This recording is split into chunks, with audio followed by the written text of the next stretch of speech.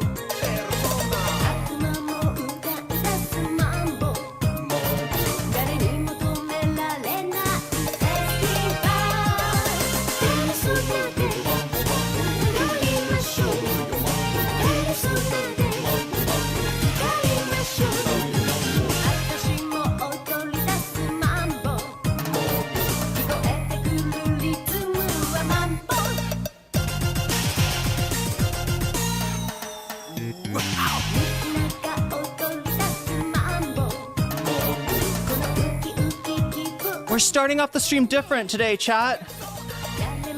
We're gonna do a coffee tasting. Anybody ever heard of honey processed coffee? I thought it was made with honey, but it's not. They leave a little bit of the fruit on the coffee berry, and that's why it's called honey processed. But yeah, look at that. I've never tried this kind before.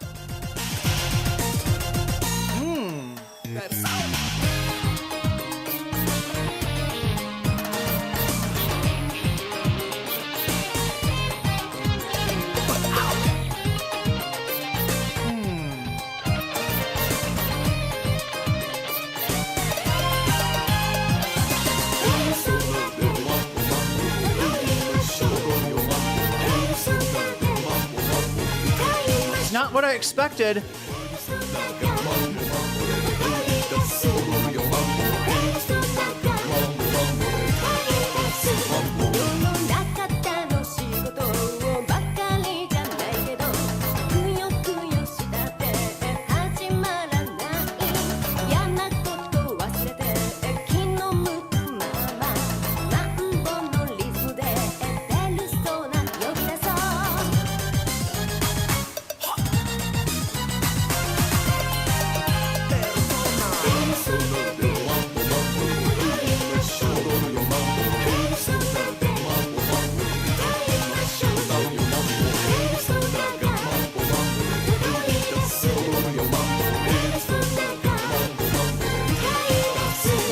What to say about that coffee. Like, I'm sure it's good. Maybe I just don't have good taste. I don't know, chat. Welcome to the stream. Welcome to Persona Mamba. We are getting ready to go here. We got a lot to get through, and most of it's about Destiny. My favorite person. No, I cover him way too much, though. But yeah, I should keep on running into Destiny videos that need to be reacted to, because this guy is absolutely... He's not who he was when I met him, chat. I don't know. I feel like I treated him with more respect than he did, considering the fact that he was just crashing out about Demon Mama when I talked to him. And, well, I don't know. Somehow he gets worse, though. Somehow he gets worse and worse. And it's the conflict with Hasan that's done it.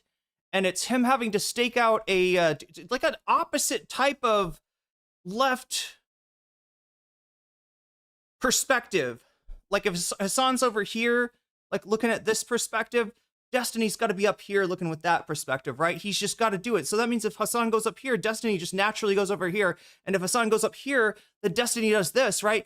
And like sometimes this is a stupid take, right? That's what happened today, right? Destiny is defending Ken Martin, who I didn't think I was going to be able to bring you because you're not interested. You don't know who Ken Martin is. You should know who Ken Martin is because he's a big part of the reason that the Democrats keep on losing to, like, you know, people like Trump, you know, like, I mean, I don't know. I don't have a problem with Democrats losing as long as they're losing to, you know, like somebody to the left of them. But no, it's the opposite of that, right? He is defending motherfucking Ken Martin against Jon Favreau, who should be his best friend. If you were to take Destiny at his word, you know, as a moderate liberal, as an omni-liberal, as whatever, an anti-communist liberal, whatever he fucking is, Favreau matches up pretty nicely with him, right? Favreau's pretty close to those takes, right? The only difference is, you know, he's not trying to, you know, actively commie hunt, you know, pink purge or whatever. He's not in open McCarthy mode at the moment. He realizes the Democratic Party needs its left flank, and not so much with Destiny. But yeah, no, instead he is attacking Jon Favreau. Somebody that I have a lot of problems with. Somebody that I agree. Yeah, the no autopsy guy, that guy. That's who Destiny's defending. He watched that shit, chat, and he somehow came away with the perspective, this guy is doing the best he can, and goddamn it, Jon Favreau, why would you be so mean to him? Why would you be so mean to him, Favs?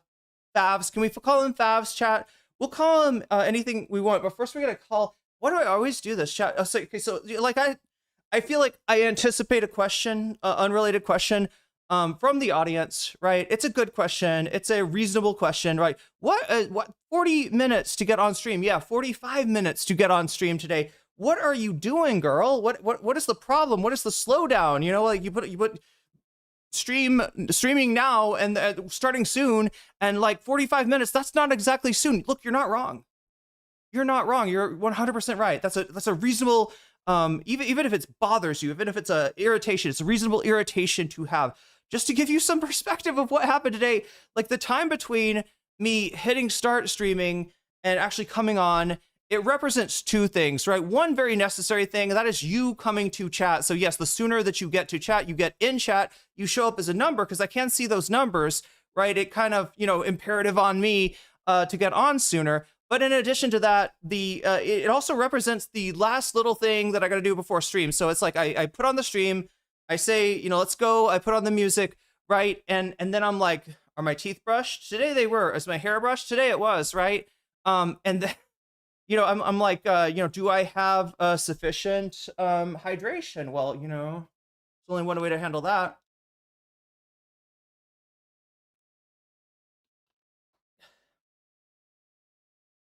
Do I have coffee? Do I have food? Do I have everything that I might need so that there'll be like less of a chance that I'll need to get up until I like legitimately need to pee? That's the one thing that I can't do at the chair is pee. Right. And today, it was like in addition to all that stuff that happened, I got a runny nose, like as if my nose knew you're about to start stream. I better start running now. And it was like the runny nose that you have to fight with a tissue, where you're just like, you're trying to blow jazz trumpet. It's sounding like, what's that guy that played on the Last Highway OST, the Last Highway, what do they call it, like the soundtrack? Who's the jazz guy? Oh my god.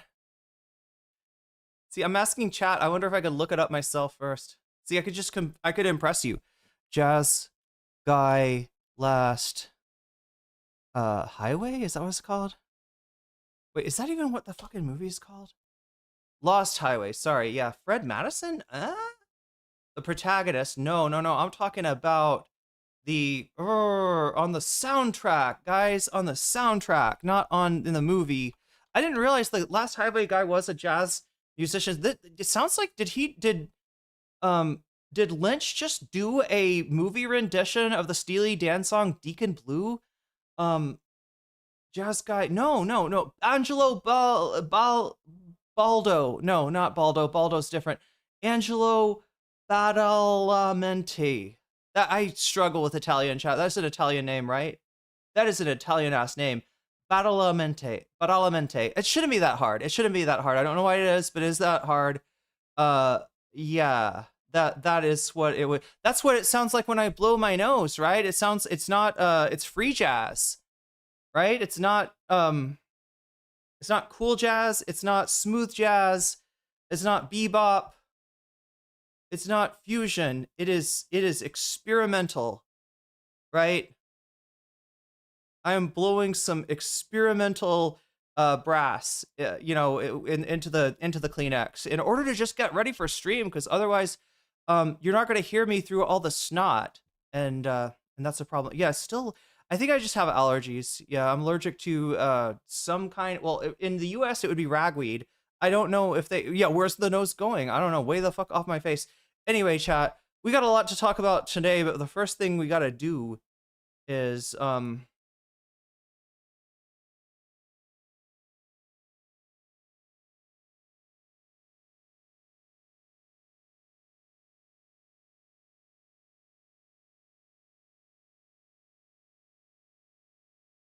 what is the first thing that we got to do? What is the first thing that I always do?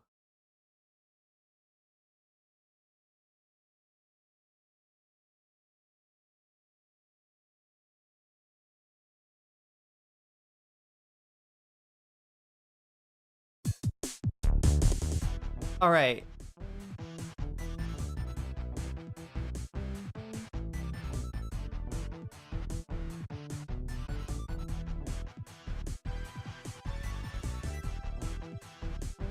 What is going on, everybody? I hope everyone is having an amazing afternoon, evening, morning, or whatever it is in your time zone. It is the 4th of May. May the 4th be with you and also with you. 2026. This is NCC TV coming at you live from Sumaru City. We are live and alive, or at least that's how it feels to me. Could be a brain in a jar somewhere. Don't know, don't care. Shouts out to all my weasels out there, all my forest creatures rocking out to the realest of the real, synthetic lifeform streamer, trapped in a cyber brain and body like some kind of ghost in a half shell in this late stage hyper-capitalist dystopia, forced to exist in this twilight realm to pay off my debt to society and my student loans. I hope you're having a good day, whoever, whatever, wherever, however, and whatever you are. We're about to jump right into it here on twitch.tv, youtube.com. High risk, high reward, high on life, or whatever simulation, simulacrum, simultaneous, spontaneous singularity of consciousness this is, was, or will be sometime in the not too distant cyber future. Yeah, so I did track down that song that I was looking, you heard it at the opening, right? People are asking about the song. I'm assuming it's not this one. This is just the Aikichi theme from, well, it says Eternal Punishment, so I don't know if there's like a different character theme between the two games. But no, the vocal version of this is a song called Love Beam, and it's what was playing in the gym when we saw the Yasuo, the high school gang boss, stealing everybody's soul into one of those crystal skull things, right? So when I said, like, yeah, this is like some banging,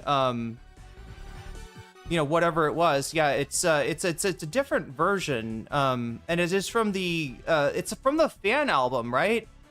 The one that's got Open Your Heart. It's got like all this music that I don't even know if it exists in the game, but it's kind of based in the game. It kind of lives in that world, so it's nice to have. But yeah, I tracked that down, as well as the English lyrics to the item shop. You're gonna have to wait until next Friday for that. We do gaming on Friday.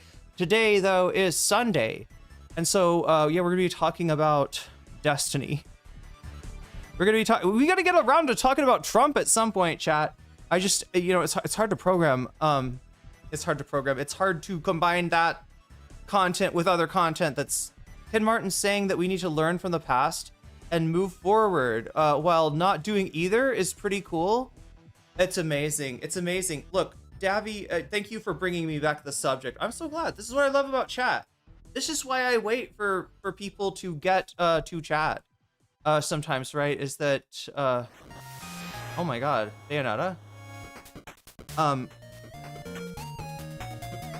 Like, I just don't like to play to an empty crowd. So yeah, you chatting before the stream starts and when the stream's starting is actually really helpful. Ken Martin, the Democratic, what is his exact position here? There's no reason for me not to just look this up and give you the real information. Ken Martin, what is his actual position? Party chair of the Democratic Party. This is the guy right here. I'm gonna compare it to Epstein. Right?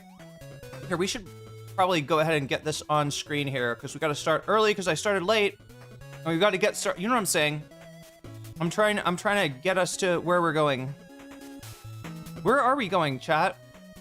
We're going to talk about Destiny, but Destiny is talking about some content that I kind of wafted in front of your nose, and you didn't really you didn't really seem to respond, right? In terms of this was an item on the poll prior, right? This was a poll item, an item that you could vote on, a bonus content item, if you will, that nobody was particularly interested in. And you look, I use those things to gauge your interest, right? And if you're not interested, I generally don't show you, but I'm going to show you now. I'm going to show you all about Ken Martin, because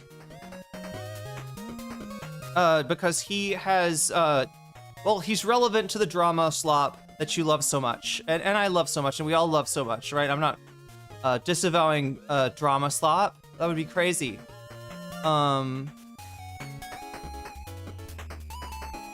Wait, what the fuck is going on here? Trying to...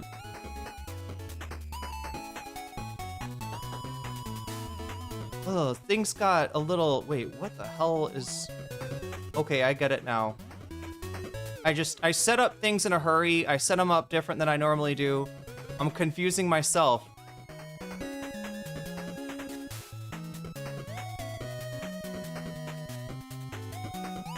God. Pod Save America. Ken Martin. Let's get him on the screen so you'll know who I'm talking about.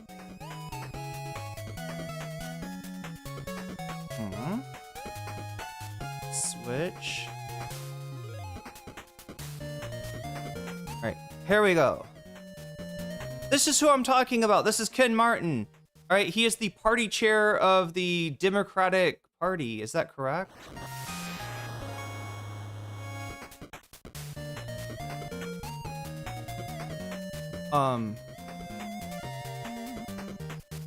And this is a conversation with Jon Favreau, which we've seen this guy before. He's very, very milquetoast, okay? A lot of times when I'm disagreeing with him, it's because he is not, you know, radical enough. It's because he's you know, he's got too centrist of a take, right? But yeah, this is Ken Martin. What Ken Martin did was talk about a autopsy, if you will, a post-mortem of the 2024 election, the disastrous failure that was the 2024 Democratic presidential run with Kamala Harris.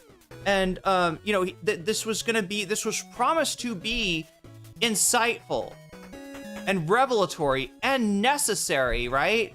You got to take your medicine. Okay, we didn't do well. They didn't do well. The Democrats didn't do well. They gotta like look at what fucked them up, what tripped them up.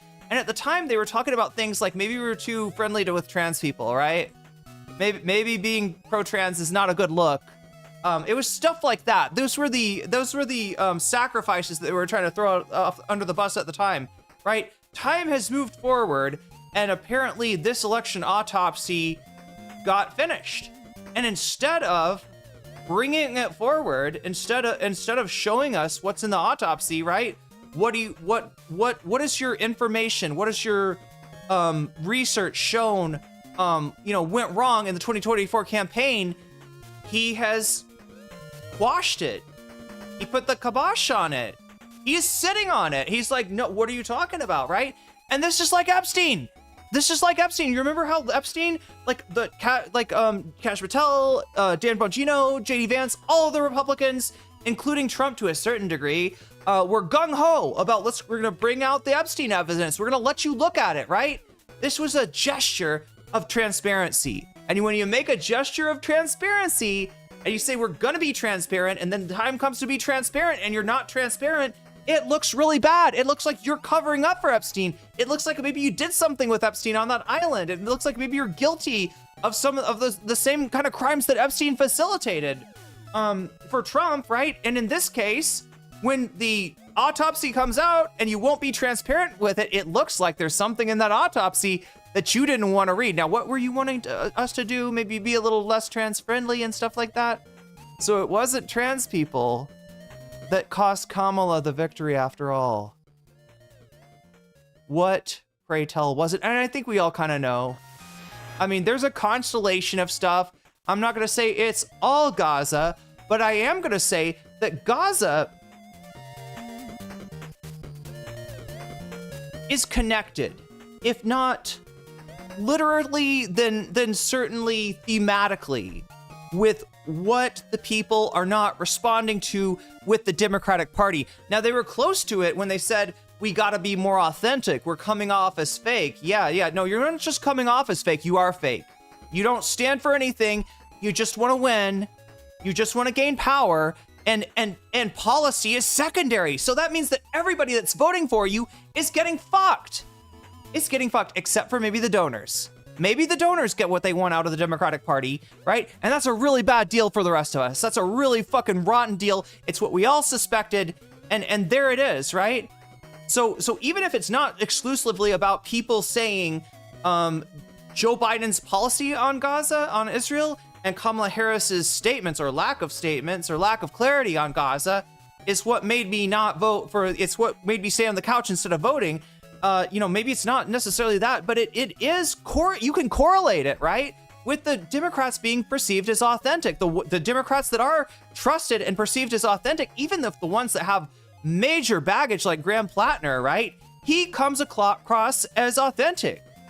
because he's real. And when he, you know, and the stance on Israel, the stance on Palestine is the marker for whether you're real or not, right? So even if it's not you could say, you know, people, you know, vote with their stomach, especially when they're struggling to afford life, right? You know, that's in there too. A lot of stuff is in there, but the main thing is we want people to be real. We want them to stand for something. We want to vote for somebody that is not just going to throw us under the bus when we're inconvenient.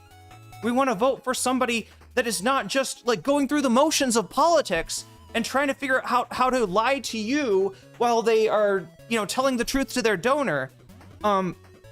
Yeah, it's correlated almost 1-to-1 with these people's stances on Gaza. It represents a willingness to actually stand up and take on the status quo of the Democratic Party. It represents a willing to put your neck out there and risk something, right? And the Democrats that don't do it, I'm not saying that, like, personally, they might not have the right take on Israel or Palestine. I don't know what their take is, but I know that they don't have the guts to come out and say it. Even if there is a good take in there, even if there is an ounce of love left in their heart, chat, they don't have the guts to come out and say it. So that's the problem. That's the issue, right? And we're gonna get into that issue tonight, and we're gonna see. Yeah, we're gonna watch this thing first. This John, I've been teasing you with it. I've been threatening you with it, right? It's important. It's important to watch. We're gonna watch at least a little bit of this, and then we're gonna transition into what Destiny had to say about this, which is ridiculous. It's just like, oh my god, how do I describe him?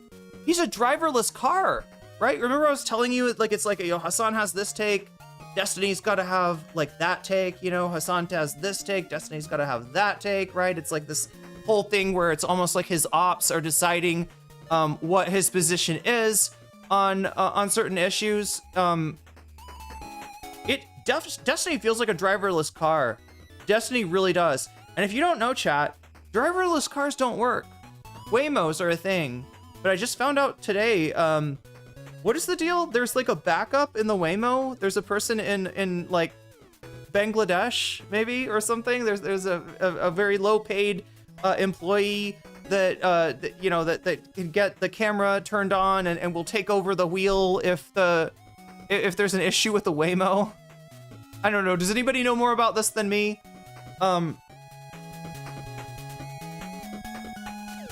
Yeah, I wasn't aware, right? Because I was kind of wondering, why is it that they can do this with Waymos, but Elon Musk hasn't been able to finagle like a driverless ride service of some kind? Republicans won a cost of living election against a corpse in a sub by 1.6% of the Democrats. The Democrats acted like it was the end of the world. Well, yeah, I mean, they did exaggerate every autopsy on both the Republican and Democratic side has shown that trans rights really doesn't affect either positively. Look, I will take one. Okay, sorry.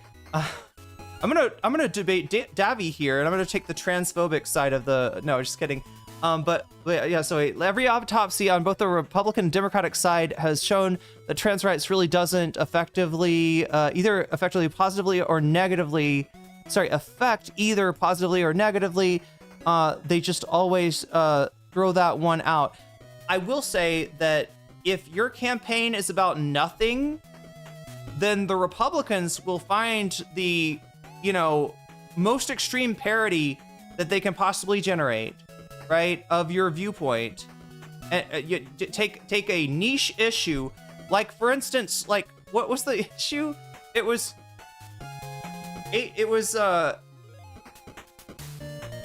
like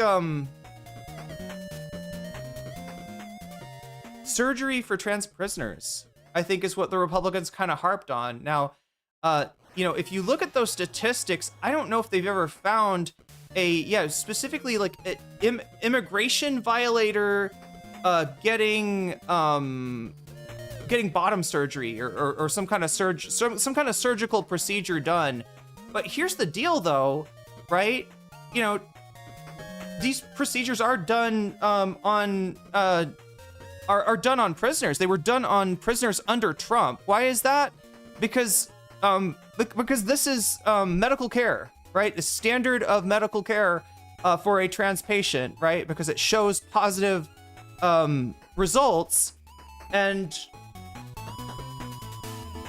when you have a standard of care, right, that says for this kind of patient, this is what you do, and you have a prison system that says we're gonna give our prisoners something approaching the standard of care. Now, like, I don't want to exaggerate this, make it sound too good. That, you know, I think you get pretty poor healthcare if you're in prison, but then you're gonna end up with, like, yeah, the prisoners get the standard of care, and if the standard of care, you know, includes surgery, then you know, that this shit happened under Trump. This shit happened under Trump as well as under Kamala. And you know how you would have stopped it? By attacking the medical establishment on their implementation of standard of care. In other words, telling doctors they don't know what the fuck they're talking about, right? That's one way you could stop it. And the other way is to say, hey, we are no longer going to treat prisoners humanely, right? They don't get what the rest of us get. And they already don't get what the rest of us get, but you'd make it, you know, you'd have to make it like official, right? That we're just gonna chop, treatments off of the standard of care for, you know. So yeah, either way, you wanna abandon human rights, or did you want Kamala to abandon human rights, or did you want Kamala to attack the medical establishment, right? There's the choices. So, gender reassignment for a transmigrant prisoner, which would, okay, 3 people in all of Biden. Yeah, again, 3 people in all of Biden, you know, trans women in sports. We're talking about, is it 11 athletes across the entirety of the NCAA, amongst hundreds of thousands? There's like 11 trans athletes, I think, right? Yeah, everything that they make a big deal of is, but anyway, chat, what I'm saying is that this is stuff that,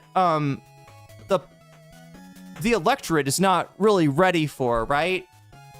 Like, the electorate, you know, it's not something that do you want the electorate weighing in on, like, your heart surgery? Like, ooh, I think that double bypass is gross. Our doctors shouldn't do that anymore. I'm grossed out by, ew. They're gonna cut into the heart? They're gonna saw through the sternum, and actually, they don't saw through the sternum. I think they take off a few, I can't remember, chat. But anyway, yeah, we this is something, the only reason, chat, that this ever becomes a political issue is because Kamala Harris tries to run on vibes. She tries to run on nothing. She tries to run on Trump bad. That was her whole fucking campaign. It's like, ew, do you want this guy for 4 more years? And she didn't realize that people were saying, do we want Biden for 4 more years? And when you don't differentiate yourself from Biden, you might as well be him. All right, yeah, the difference is you can campaign. The difference is that you can make sensible words come out of your mouth. You're not gonna say we finally defeated Medicare or anything like that, right? But basically, you're standing for Biden. You're standing for, and that's what they didn't realize, that it's not enough to just be like, we are not the Republicans. And when you're not the Republicans, Republicans get to say what you stand for. When you stand for nothing, they get to define that, right? This is a political, I'm using like political consultant language, right? This is very old, strategy, right? You could look back at maybe the 1988 presidential election with Dukakis and Bush, and you could probably find Bush's people saying that we're going to define Dukakis in a certain way. We're going to define Dukakis as the guy that lets rapists out on weekend pass so that they can kill again, right? We're going to define him as the guy that looks goofy in a tank, rather than, whatever the fuck the issues were. Like, maybe Dukakis might want to tax the rich a little bit, right? Maybe Dukakis might want to, help the situation of working people, but we don't hear about that because, they're defining Dukakis. And look, I mean, they, I don't know. I don't know enough about the 1988 campaign and what the platform was with Dukakis or anything, but I do know that when you try to run on no platform whatsoever, which I get, the reason they do that is so that they don't feel like they've made any promises. When they get into power, they don't want much expectations. They don't want to have, like, if you don't get this, you kind of failed, right? And they also don't want to have, be beholden to the public to do things that their donors don't like. So, the Democrats love, and since 2016, they've been trying to run on essentially no platform. And Donald Trump gives them the opportunity to at least try that. It's at least plausible, and it is plausible. Like Davy pointed out earlier, 1.5% of the people more voted for Trump than Kamala. It's we can also talk about the swing states and the margins in those states as well. Hillary Clinton actually won the popular vote, so we're not talking a huge. These are like campaigns that could have worked. I said it myself, and I think I got yelled at some people too when I was like, "Look, Kamala's she's an okay candidate, right? She's not a bad candidate." What I was trying to say is, out of the box, she's out of the box, as in like her speaking ability, her rapport with people, how people receive her. I don't think that she's like a candidate that can't win. I might be wrong about that. And some people would argue that with me. And I see why. She hasn't had a great record. But I think that what really doomed Kamala was that the brat summer, as silly as that was, right? As much as, vibes are not policy, it was better than neocon autumn. It was really neocon autumn that doomed her. She made this pivot, both, because she was getting feedback from her husband of all people, on what, policies the Epstein class really didn't like, right? What policies they'd like her to shut up about. And it was price gouging that she had to shut up about, and to really, try to stress the amount of support that she had within like never Trumpers, who were a class of former politicians with very little constituency anymore. So it's really very predictable that she's going to lose based on that. She was the Biddingleberry. You thought the shit was done, but a bit of Biden tried to stick around. Oh, that kind of Dingleberry, yeah. The Dingleberry, I got it, Tanner dude, man. It took me a second. Your brain is very, very quick. I need to get on your level here. Let me take a sip of coffee.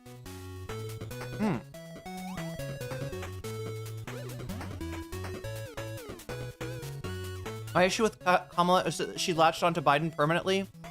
They did just love the hawkish, to be hawkish with the Middle East in a particular. Yeah, they look, Zionist realism. Let's name it. That's Zionist realism.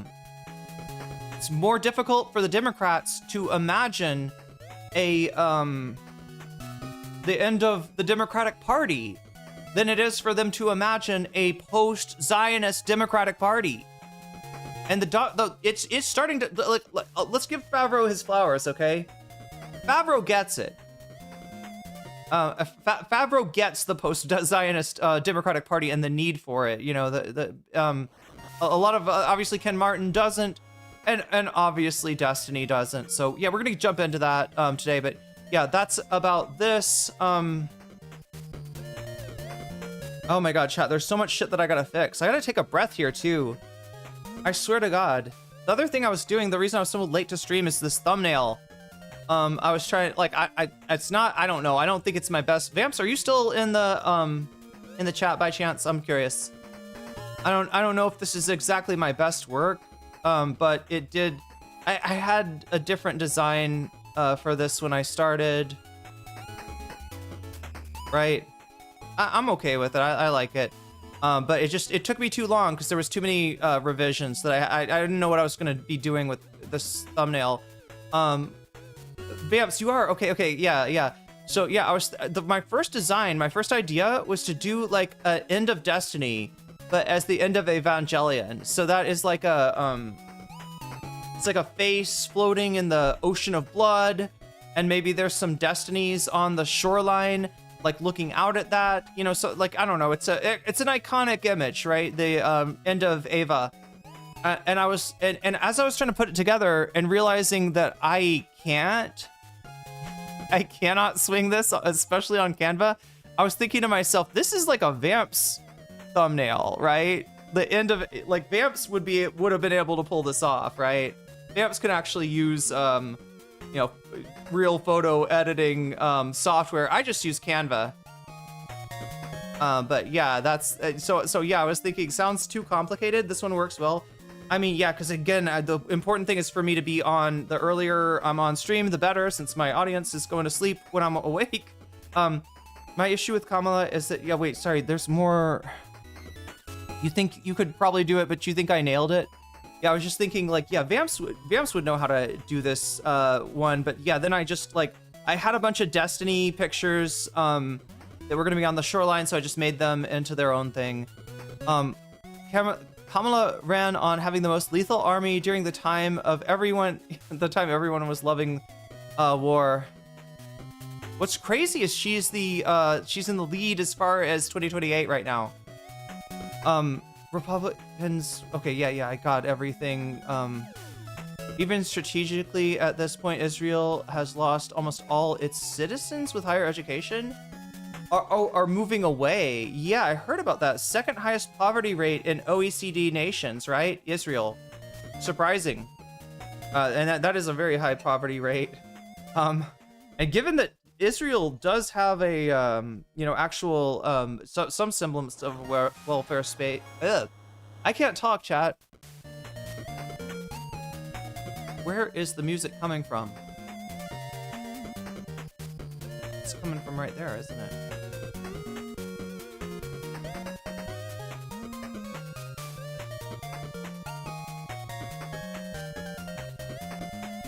I gotta find something better to listen to, chat.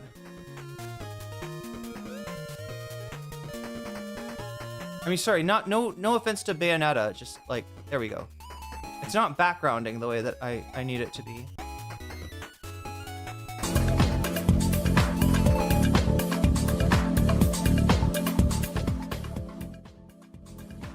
That's better.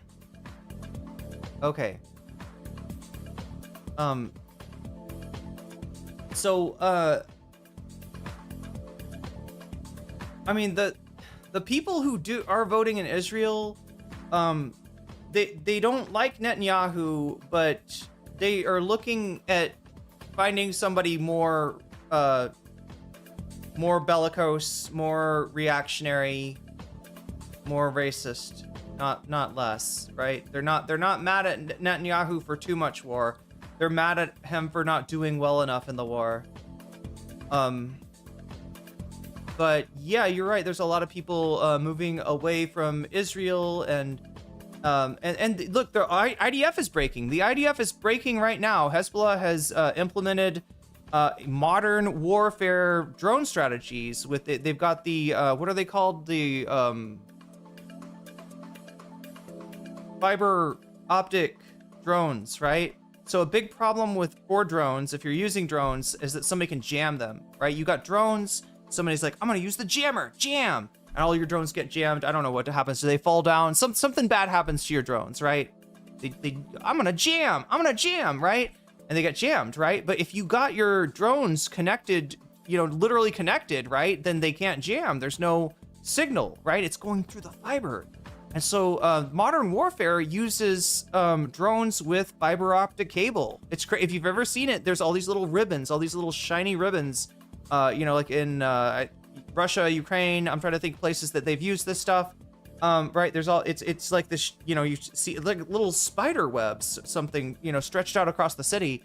And yeah, they have a very long spool of wire, and they just go out and do their business, right? So they do have a limited range, but yeah, they're cracking into Merkaba tanks with these things. You can see they're POV drones too, so there's video of every one of these drones like going into that little spot that they hit on the tanks. And Israel is not doing good in Lebanon.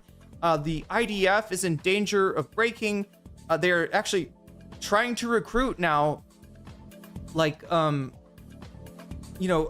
Haredi people that up until now had been exempt, right? There was a religious exemption for IDF service, and they were taking advantage of that exemption, right?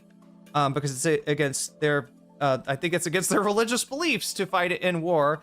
And now the IDF is like, no, Israel needs you. So, I mean, that's gonna cause massive problems. They don't like Netanyahu, but they love his policy. See, I don't know. I feel like they're disappointed a little bit in his policy. right? They have really high expectations because, I mean, the shit that Netanyahu has done is crazy. But then again, Israel kind of went crazy after October 7th. They really had a fascist moment that we in the United States were not privy to. Our media did not show us what Israel was, what the worst of what Israel was talking about. And yes, you still didn't have the Twitter. You know, have you noticed recently, I think after the ceasefire, all these Israeli tweets were like, you know, visible in my feed for once, right? I could see all these translated from Hebrew Israeli tweets, and you know, they're very, very disappointed in Netanyahu. I think, Davi, the problem is that the who is it that is running against, oh my god, the president and the vice president that are running against Netanyahu, they actually don't like these guys either. So I don't know, Netanyahu might survive an election, who knows? But he's been avoiding an election up until now. They're against, it's against their beliefs to have a job that they, just supposed to be studying Torah. I mean, yeah, Israel's got problems, and Davi is talking about them right now.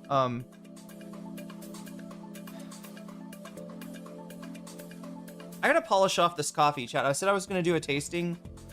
This is a honey processed, I think is what it's called. Anybody ever had honey processed coffee before? It's not really processed with honey. I always avoided this stuff because I was like, yeah, I don't want honey. I don't eat animal products. I don't need any honey. But yeah, no, what honey processing actually means is that when you clear the berry off of the bean, you leave the residue.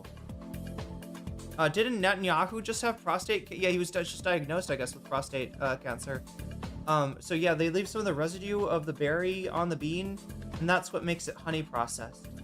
But this one is from like a northern city in Thailand, in between, I think, Myanmar and Laos, south of Yunnan province in China. It's is it Chiang? No, this is Chiang Mai is where this comes from. So there's another town even further north called Chiang Rai.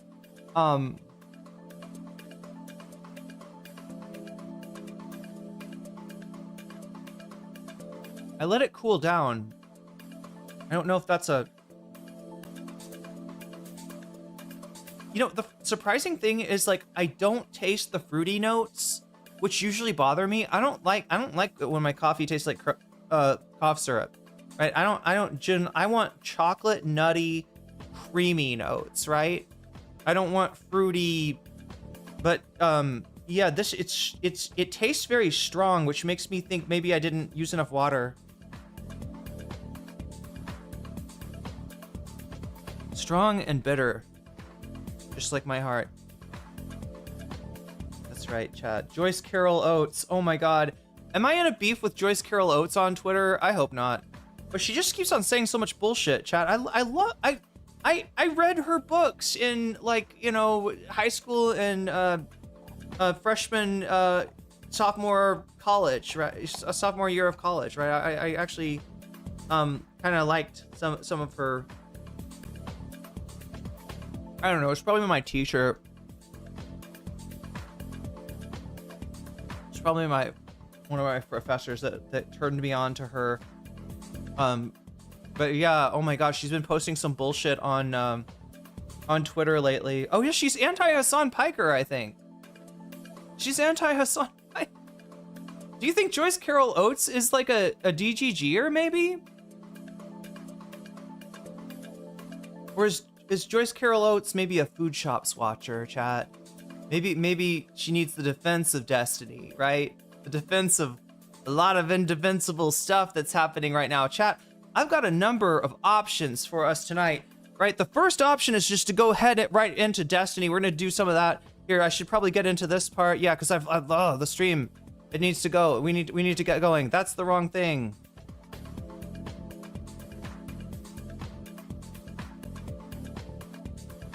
That's the wrong window source right there. That's what that is. Well, Let's try to...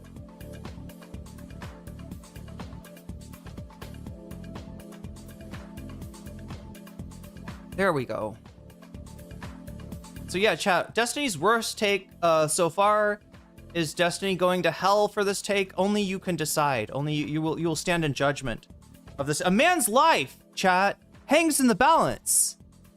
Do you not see this? A man's life hangs in the balance. And that man's name is Destiny. You can run from Destiny. What is the fucking quote, chat? You can try to run, or can, but Destiny will always come. I don't know, chat. I can't remember it. But anyway, Destiny's worst take so far. This is Destiny trying to defend Ken Martin. Why? Because Hasan doesn't like Ken Martin.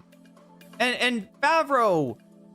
Destiny has decided that Jon Favreau is Hasan's orbiter. Look, we gotta stop. They're playing fast and loose with the name, with the use of the term orbiter. All right, we gotta buckle down and just and figure out what an orbiter is and what an orbiter isn't. Okay, Food Shops is an orbiter of Destiny. Food Shops would not exist without Destiny, right? The entirety of Food Shops' audience are people that are like, oh, a person defending Destiny. Haha, it doesn't matter if they might have a little baggage, just a little bit of baggage, chat, just a little bit of, what is it called? Pedophile OCD? We may or may not get into that later, chat. Apparently Destiny has a number of orbiters who have some very sus takes, had some sus takes on Food Shops, and have some sus takes on age of consent and all that kind of stuff. There's something about Lonerbox in here too. I need to... Wait, did I just see that from... Oh my god, chat, I can't remember where the Lonerbox... No, I think the Lonerbox thing is in the video that we're gonna watch. I think we'll see that. We'll see Lonerbox talking to Food Shops, normalizing her worst impulses. So yeah, that's the Destiny's PDF orbiter. Who am I talking about though? Am I talking about Lonerbox? Am I talking about Food Shops? You might be surprised. Maybe we're talking about both of them. Anyway, self-report. Okay, so what do we... Oh, do I have a self-report here, chat? Did I do a good job on my armpits? Yeah. Okay, I'm sorry. Oh god, no, I'm sorry. Oh my god, I just forgot that's a fetish for some people. Chat, we're not doing fetish stuff, okay? Please do not be enthralled with my armpits if you're an armpit appreciator, okay? I just wanted to check and make sure that I wasn't self-reporting of my sloppy, like, shaving habits by, like, leaving the armpit hair, which apparently people don't like again. There's a while where people really liked and admired the armpit hair. Ooh, you got armpit hair? That's pretty cool. No, I don't have armpit hair anymore. I literally don't care, chat. Armpit hair, no armpit hair. It's really about, like, what do people say? What do people like? If people don't like it, it goes. If people do like it, well, I don't know. Maybe not too much armpit hair. I don't love armpit hair, but it is gone. It is off. We're good on that front. I'm not self-reporting in that regard. Hutch and Pisco, another live and learn debate. This time they invited Tim Miller. Remember Tim Miller? He's the guy that debated against Sarah Longwell. He's a bulwark guy. He's a gay never Trumper. She's a actual former log cabin Republican official. And they had very different takes on Hasan Piker. So yeah, live and learn. It's a Destiny adjacent podcast that has Hutch, who's definitely, you know, pro Destiny. Soypill, who I think is still on Team Set. The only person that's like kind of on the outs is Pisco, right? Pisco is not necessarily a Destiny appreciator. He is a, you know, not really a Hasan appreciator too, but he's like he calls balls and strikes, so he gets in trouble over there. Pisco's on there too. I can't even remember who else is on there. Oh yeah, IRI, but he wasn't there this time. They kicked off IRI to make way for Tim Miller. This was live and learn on the bulwark. Chat, this is probably the biggest platform that they've ever gotten, and really that they will get, because it's not great content. No offense, right? I do think that Pisco does have a future in political punditry. I really do. I would be surprised if that guy did not succeed in a big way in the coming years, and he already has. He's already, you know, had a lot of big platforms. Maybe he hasn't retained a huge audience from it, but I think that Pisco, good things are going to come Pisco's way. Even though he is still kind of a DGGer in that sense. I don't know. It still kind of hangs around with those fools. Anyway, I don't think food shops has POCD because it's when a person is scared of being a pedophile. I have OCD, but luckily I don't have POCD. Some people on the OCD Discord have it as well. I mean, I don't want to get too into like whatever food shops is talking about with her therapist, but this is one thing that she shared. You could be right though. She's not a honest person necessarily. In fact, we're gonna see how dishonest maybe food shop, how all over the place, and how willing to deny her own fucking words that food shops is. So you know, you might be right. Maybe it's maybe gonna take away the OCD. I don't know, chat. I don't want to stick around and find out. But we are gonna have to look at, well, we're not, sorry, have to look at, what am I talking about? We don't have to look at anything, right? What we have to do is get to this Destiny's Worst Take thing. What we have to do is cover Ken Martin and Destiny's take on Ken Martin. The rest of the stuff is optional, and it's gonna depend on you, right? Both in the sense that this number up here, which I should probably go ahead. I always wait until, oh my God, I gotta open this. Stream elements. Why do I feel like I'm doing a Wiggler stream, right? I feel like the way I'm talking, it sounds like the way that a streamer who has a Wiggler on screen. Chat, if you don't know what the Wiggler is, it's kind of like, imagine this, okay? Oh. Imagine this, okay? Shovel Knight, where did you come from? Anyway, imagine, here, you don't have to imagine, right? Imagine this, right? Imagine this was animated, right?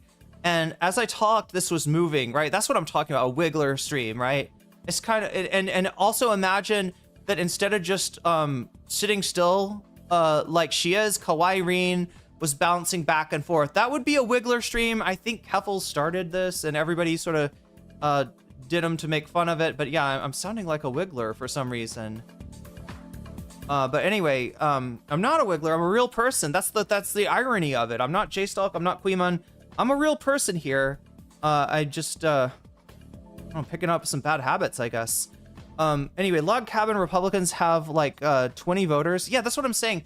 Every single never Trumper Republican. This is why it's tempting for a Kamala Harris, because they think, oh, Liz Cheney, she used to be very popular, right? Dick Cheney, he used to be, you know, he got to be vice president, right? You know, just Bill Kristol, he was huge. David Frum, all these, wait, was David? Yeah, David Frum counts, right? All, and so they're thinking like, they're thinking in the past. In the past, these people represented some portion of Republicans. They were tastemakers. You know, if they said, I don't like this candidate, I do like this candidate, people would change their minds based on that. What Kamala didn't realize is that they don't have anybody anymore. They've been abandoned. Everybody that supported them has either, you know, straight up just become a fucking mid-Democrat, like a centrist Democrat, or they've become a, or they're, you know, an irrelevant, you know, never Trump or Republican. But yeah, absolutely. But the log cabin Republicans. Well, look now, the organization, wait, I forgot about this, Davy. The organization left Sarah Longwell, right?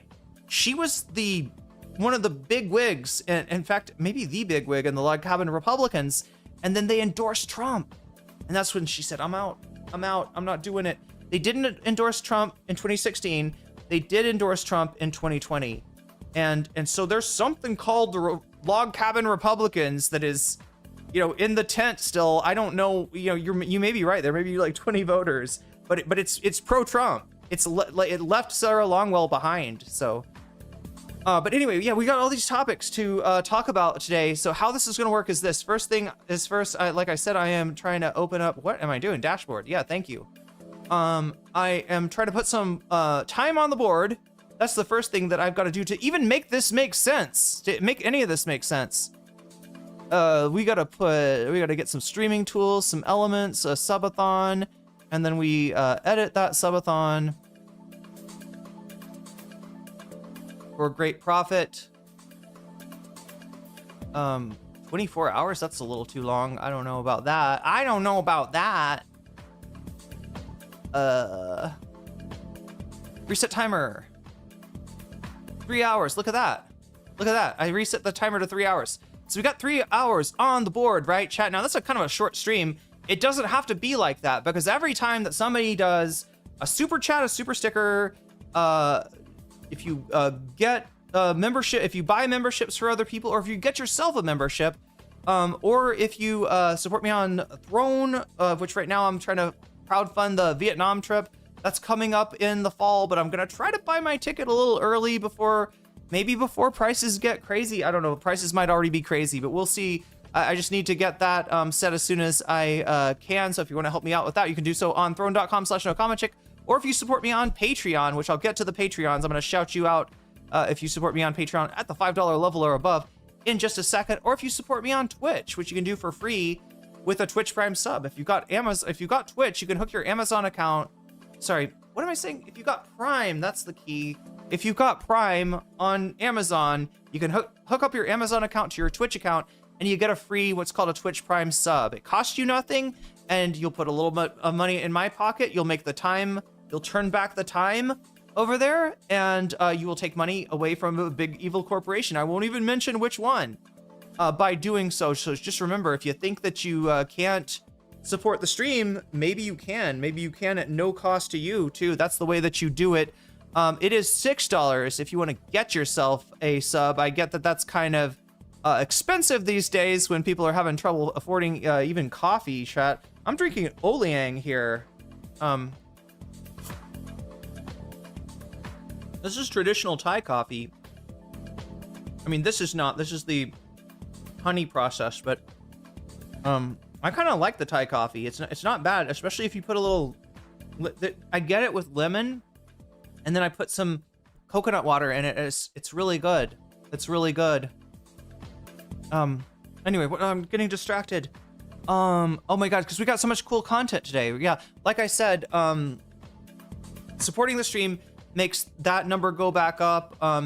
Yeah, it costs twice as much to get to get a Twitch sub than it does for a YouTube membership, but people do like it. We've got about as many people on, actually more Twitch subs at the moment, because of the emotes, and also you got a little Persona 2 badge that shows how long you, in fact, chat for Vamps and for Buffy and for Lord Fritos. And for some of the people that have been longtime subs, you're about to get another badge there. I'm going to add the Maya at long last, right? Everybody, Maya is in is a badge on Twitch. Anyway, you get a Persona 2 badge, and you get animated emojis. That's the cool thing about Twitch. They're emojis. They're animated. They do things. There's wigglers. You can use wigglers if I have any, but more like I don't know. Chat. We need more animated emojis. Oh yeah, and I'm gonna add Irene soon. I might do that today. Jet fuel prices have been crazy. It's really affecting my budget. God damn. And they're probably very volatile, I would guess, just like the price of oil. Just like Trump is constant every weekend. He likes to say something like, I'm gonna consider a peace proposal. And then every Monday, what is it again, chat? What does he do? He manipulates the market, it feels like. It feels like is what he's doing. But anyway, yeah, $6 for a sub on Twitch, and what am I trying to say? It's twice as much as for YouTube, but you get cool. Oh, the other thing cool you can do is you can rewind the stream while the stream is on. You normally can't do that on Twitch, but you will be able to if you got yourself a sub, or if you're lucky enough to get gifted a sub. That can happen. That does happen. That's what I was trying to tell you, right? Because there's a lot of you on Twitch that you can't afford. You need to keep that $6. Keep that $6. Do you hear me? Keep that $6. Do not spend it on me, okay? If you need that $6, if your family and friends need the $6, for God's sake, keep the $6. And maybe you'll just get a membership anyway. It can happen. It does happen. It's more likely to happen to you if you're active in the chat. I gotta be honest, right? People might not know that you're even there if you're not active in the chat. So, you know, if you stick around and you're contributing to the conversation, there's a good chance you'll get a sub anyway. It does happen from time to time. So there we go. I think I've explained all of that. What am I still missing here? Oh yeah. So 3 hours on the clock here, and I'm gonna start it right now. This is a good time to start. As good a time as any, I guess. Starting the 3 hours. There we go. Start. Okay, so the time goes down. It doesn't go back up unless, you know, other than through donos, right? So that's how that works. So we got 3 hours on the clock, but we might have more than 3 hours anyway. It just really depends. Okay, so I've explained that. Oh yeah, should have explained the poll. There's no poll. There should be a poll. Oh, F me. Oh, I gotta stop saying that, chat. I just realized I gotta stop saying fuck me. Like, I do it as like a, you know, when I'm like upset or something, or like something I forgot that is important, I'll say fuck me. And it's probably not something that Thai people necessarily understand. Thai people do know English, but a lot of Thai people, they miss the colloquialisms, or they'll take them literally. I'm not saying that. I just mean, like, it would be a strange thing for me to say. Anyway, what topic should we cover now? All right, so I'll just put it for what should we cover now? I've got the topic that we're gonna start with. That is Destiny and his worst take so far. Whoa, his worst take so far. Is he going to hell for this? I don't know, chat. We'll find out. All right, so, but then we got the bonus stuff. Like, so, yeah, like I said, 3 hours is probably enough time to cover Destiny, probably not enough time to cover other things. But I'm gonna put it in your hands. It's in your hands, chat, whether we cover other things or not, and which other things. Oh my God, I gotta shorten that.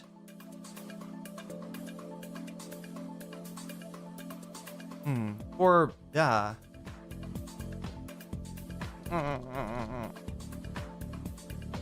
With Tim M? Okay, that'll work. Yeah, there we go. All right. And then the last thing that I haven't explained yet, yeah, is Sam Seder on the Reactions podcast. Does anybody know the Reactions podcast? Has anybody seen these thumbnails come up on your feed for the Reaction podcast? Reaction podcast? I'm not sure which, but Sam Seder's on there, given a history of his conflicts. Oh no, we gotta kill. What? Sorry, the other thing that I say that I probably shouldn't say is like, you know how Hasan always says suck my dick? I sometimes say eat my ass, and I really shouldn't say that. I you know, it's not good. Or my entire ass or something. Like, I don't know. Like, people, I'm just worried of people, you know, in Thailand not podcast Sam. Whoa.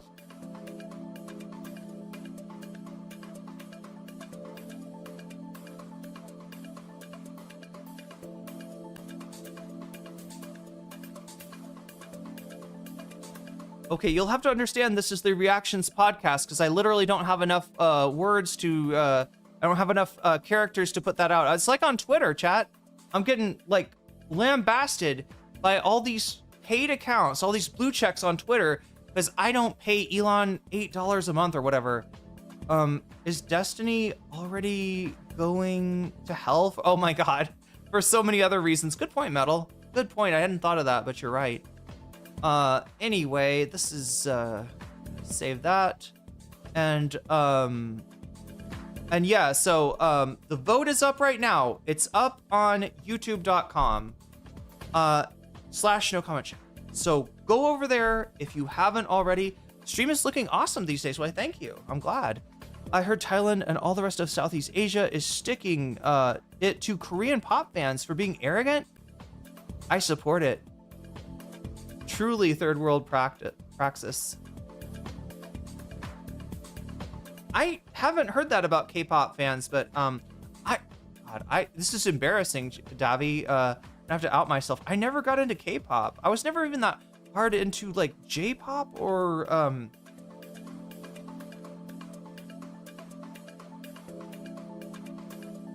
it's one of those things that's like it's like an iceberg or a rabbit hole. And I just don't know how to get in.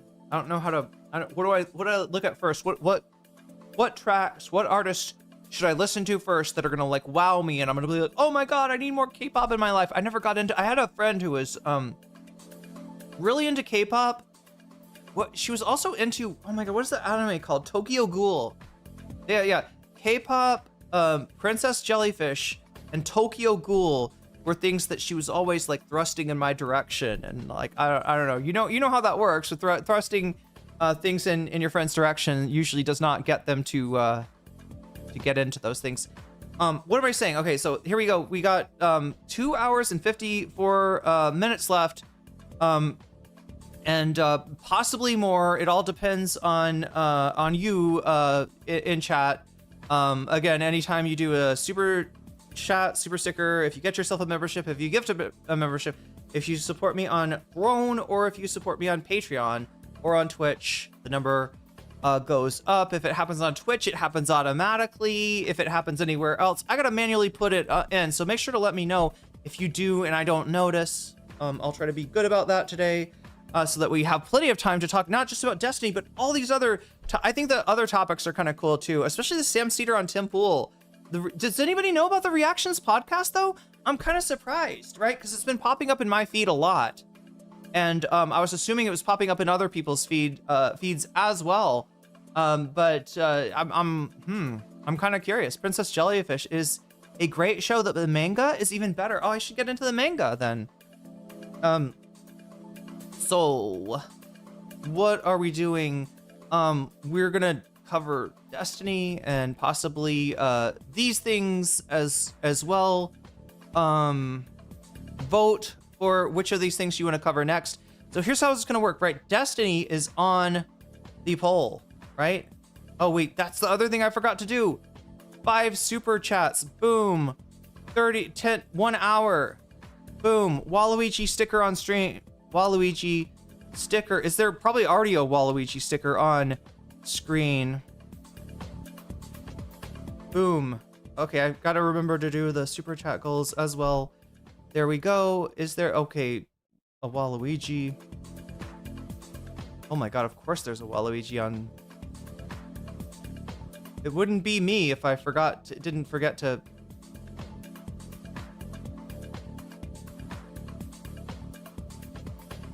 What the fuck? Okay, come on. I'm trying to get us going as fast as I can.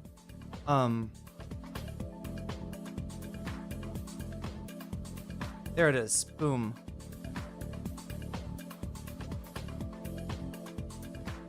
It's a very good podcast. Okay. So you're not even spoiling it for everyone else, Davy. I think Davy knows whose podcast it is. I'm not sure if the rest of you do. I'm not sure if the rest of you are ready for this, right? This is a content creator I've interacted with before. Don't usually cover him, but yeah. He does the Reactions podcast, and this week he's got Sam's. And if you're a Majority Report listener from way back, you might actually recognize this guy. So I think I've given enough clues already to who we're talking about there. Let me go ahead and shout out, like I said, everybody that supports me on Patreon at the $5 level. What is going on? Why are you taking over? Okay. Patreon is trying to tell me to do stuff.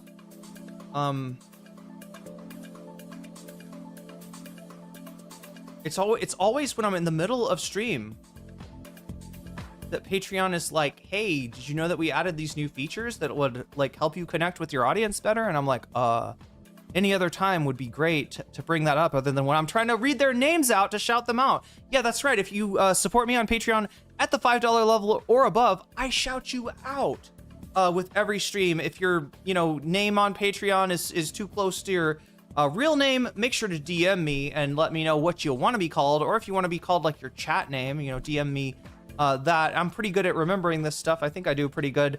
But anyway, shouts out to Neo Pergos, shouts out to JMB, shouts out to Emily French, shouts out to Big Al, shouts out to Direful, shouts out to Joel Silverwood, shouts out to Sarah, shouts out to Izzy Mandia, shouts out to Steven Sayers, shouts out to Animus, shouts out to Infallible Fowl, shouts out to Oral's Ellipsis, shouts out to Nadia Yvette, shouts out to Choki, shouts out to Moe Noe, shouts out to Temporal Insanity, shouts out to Crystal Saphira, shouts out to Buffy Geek, and a fancy shout out to Rachel K, Omega Star, and Zara Xerix. There we go. Those are my Patreons. And if you want to get read, if you want to get mentioned, if you want to get a shout out at the beginning and end of stream, all you need to do is follow me at the $5 level or above. It's just called Reactions, React Bros. equals Fine Bros. Yeah. Thanks for clarifying that, Davy. Yeah, we're not talking about the Fine Brothers or the React Brothers or whatever. That's some old drama there, but I remember that one. Oh my God, JRX, Jersey Texan knows. Jersey Texan knows. Okay, well, I'm just gonna pretend that I. Look, I don't know. Maybe we won't get to this, chat. Again, if the time just runs out and I cover the Destiny stuff and I don't have any more time, then it won't matter. You'll never know who it was on there. Or if you don't pick it, if you don't pick that as far as the poll goes.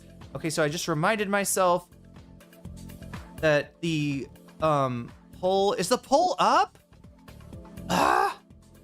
Sorry, I made a pterodactyl sound. I apologize. I'm not a pterodactyl. I'm a human. I'm not a wiggler. I'm not a pterodactyl. Sam Cedar and Tim Pool. Oh my God, chat. Well, look, that's interesting. 7 votes. 7 fucking votes. Let's do better than that. We need to get some votes on the board. Vote if you haven't already. Vote like your life depended on it. Go over to youtube.com/nocommentchick. Click on the stream and place your votes because I really want to know what you want to see today. And I got 4 items, including the main item that we're talking about today. Now, here's what I'm gonna do. Since I put that on the board, oh my God, now Destiny's work. Yeah, okay, I can't go on. This is way too early to really be telling you results or anything. I'm just like Ken Martin, chat. Look, you're gonna get an executive summary of the results, okay? We're not gonna release those poll numbers. I know I told you I would release those poll numbers. I know Trump told you he would release the Epstein files, but don't worry. Don't worry, you don't need to know. Don't worry your pretty little head about it. Just like Ken Martin, just like Donald Trump, I'm sure it'll be fine. I'm sure it doesn't matter. But yeah, vote, get your votes in. And when you do, make sure to like the stream as well, because it helps us out so much. Just hitting that like button, it doesn't just bring in new people to the stream chat. It brings new people that the algorithm, a lot of people don't know how the algorithm works. A lot of people think the algorithm is about me and my content, and you know, to a certain degree it is. But it's really about you. The algorithm is you. It's studying your behaviors, your choices, what you decide to click on, how long you watch it for, all that kind of shit. Whether you like the video, whether you leave a comment, it's studying all that kind of stuff. And when it says, you know, this person really likes this stream, then it looks out for other people that have got similar tastes to yours, right? So watch similar videos. And so it's not just bringing new people into the stream chat, it's bringing people kind of like you into the stream. So, you know, some people say that they value the stream for the community, for the people that they meet. If you want to meet more cool people, if you want to make that you know, that value even better for you, then liking the stream, it behooves you. Consider yourself behooved with the like button. You voted. Awesome. Okay, so yeah, and that's what decides it, right? I'm gonna start with the Destiny content at a certain time. I'm gonna look at the poll, and if Destiny's getting beat out by something else, I'm gonna switch to that. Now wait, there's more than just the poll that affects it, right? The poll does affect it, but the other thing that affects the overall outcome, you see, what is all this stuff about? +0, +0, +0. Well, that is that is acknowledging that when you support the stream, whether it be super chat, super sticker, if you got yourself a membership, if you gift a membership, if you support me on Throne or on Patreon or on Twitch, right?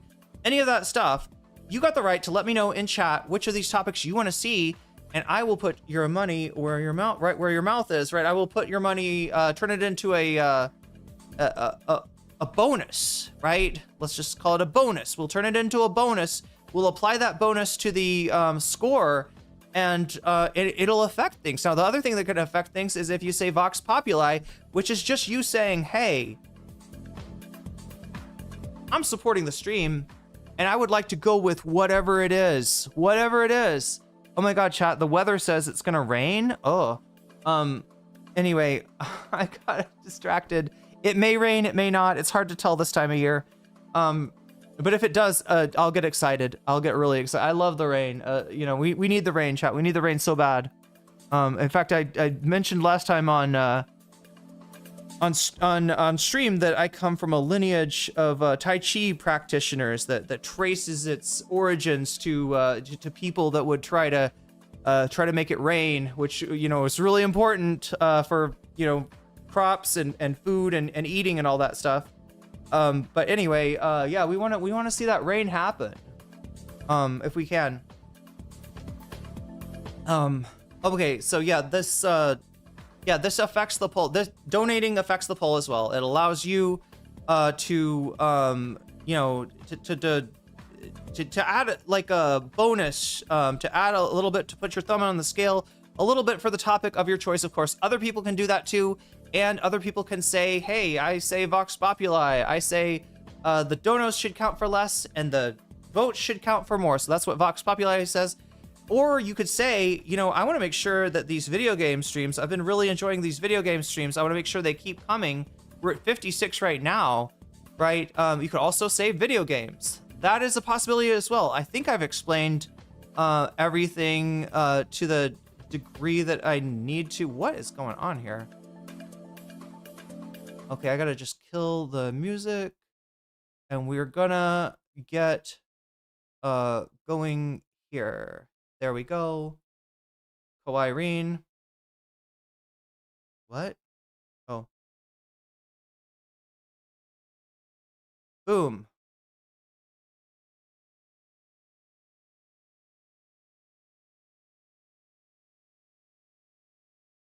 $25. You criticize the DNC's refusal to release their... Okay, so this is what Destiny's talking about. I want to watch a little bit of this like by itself. It looks like Majority Report also commented on this. Before we turn it over to Destiny and see watch Destiny crash out about this very live stream. Ken Martin, thanks for doing this. Yeah, thanks for having me back on, John. It was great to see you the other night at the Grindr party of all parties. It was amazing. I know, I wish they...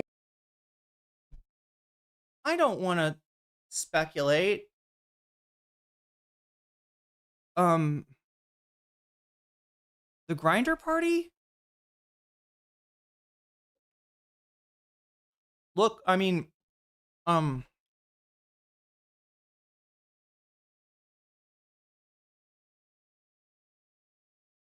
is this one of the after parties for the White House correspondent dinner? This must be what they're talking about, right? I didn't know that. Does Grindr throw a party? Is that real, chat? I gotta know this. I know I sound like Jen from iHip here, but Grindr, White House Correspondents' Dinner, party? Does this exist? Oh, it's spelled with... I spelled it with an E, chat. I forgot. There's no E in Grindr. Grindr hosted an inaugural White House Correspondents' Dinner. They did. Grindr did. This is like this is a real thing.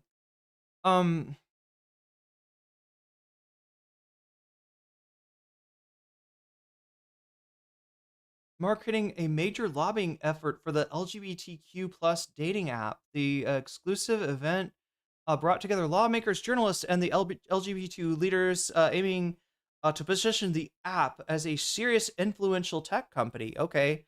The other thing that I mean, look, it's none of my business, right? But Jon Favreau, last I checked, no, not that Jon Favreau. God damn it, chat. Wrong Jon Favreau. Ugh. If I click on his wiki, will it give me the... For the podcaster, there we go. Yes, the podcaster. Thank you. That's the one. So look, I don't have gaydar. I never... how do I say this? I don't have anything approaching the gaydar of any of my friends that are gay and guys, right? They are very... I don't know, like, right? I've seen real gaydar, at work, and it's pretty impressive. And mine is nowhere near that. Personal life: his older brother, Andy Favreau, professional TV and movie actor. On May 24th, Favreau was awarded an honorary Doctor of Public Service. 17th, he was married. Favreau married Emily Black. Now look, bisexuals exist, okay? And also, you probably could be straight and go to the Grindr party, if I'm being real. But no, okay. So what I was trying to say, chat, is that Favro, I mean, maybe I have a straight dar. Maybe that's what I have is a straight. I can set straight guys, right? That would make more sense. And it doesn't read anything for Favro. Like, I'm not picking up straight from him. I mean, like I said, I don't think I have good gaydar, but if I had to guess, I would guess he's gay. But then again, gay men, you know, act and present and dress in all kinds of different ways. And so I don't know. But yeah, he is married to Emily Black, daughter of federal judge Timothy Black. Family's vacation home. Okay, and he's got a son, second son, two sons. Who's this other guy? Ken Martin.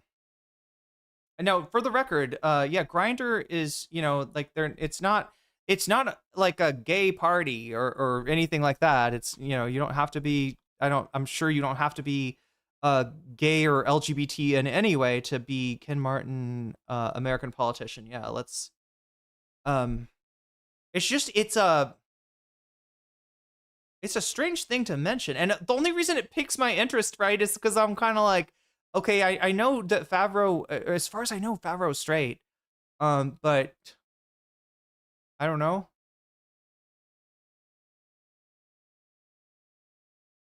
Do we not have a personal life? Yeah. He lives in Eagan, Minnesota with his wife, Jennifer O'Rourke. Okay, so two straight guys met at the Grindr party. This sounds like a joke, doesn't it? This sounds like the setup for a joke. Two straight guys walk into a Grindr party. I don't know what the punchline there is, but yeah, no, they were at the Grindr party. I hadn't run out of alcohol by the time I arrived, but that's neither here nor there. Quick bit of context for listeners. I hope at least it was a better party than some of the other. Because remember, chat, White House Correspondents' Dinner, this is nerd prom, right? For journalists, right? They call it nerd prom because they're like, we're the nerds and this is our prom, right? This is our moment to shine, our moment to, I don't know, drink, party, you know, dress to the nines, all that kind of stuff. Grindr is literally an Israeli tracking app. No! Oh my God, that's a straight man. He is just from the coast. Okay. I don't know why. I don't know why my straight dar doesn't register when I look at Favro. And like I said, I'm probably not the best. I don't have the skills. This all came about because you expressed some frustration about criticism of the DNC coming from our direction. So I appreciate you coming on to talk about it directly.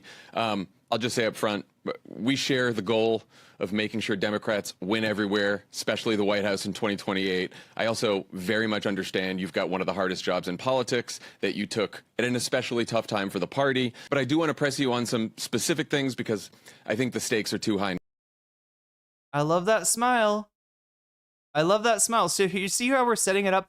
Okay, let's rewind it. I just want to make sure, right? I want to make sure I understand like the vibe. Doing this. Ken Martin, thanks for doing this. Yeah, thanks for having me back on, John. It was great. Chairman of the Democrat. Okay, so he is chair of the DNC. To see you the other night at the Grindr party of all parties. It was amazing. I know. I wish they hadn't run out of alcohol by the time I arrived, but that's neither here nor there. Quick bit of context for listeners. This all came about because you expressed some frustration about criticism of the DNC coming from our direction. So I appreciate you coming on to talk. Are you sure he's from the coast, Davy? That sounds like a Minnesota accent. Actually sounds like a Canadian accent. But the only framework I have for an American saying a boat is northern Minnesota or North Dakota, right? It would have to be one of those states. That's the only one that I don't even think Upper Peninsula. Actually, I don't know Upper Peninsula Michigan people, so maybe they do talk like that. But is he coastal, or did he move to the coast? Talk about it directly.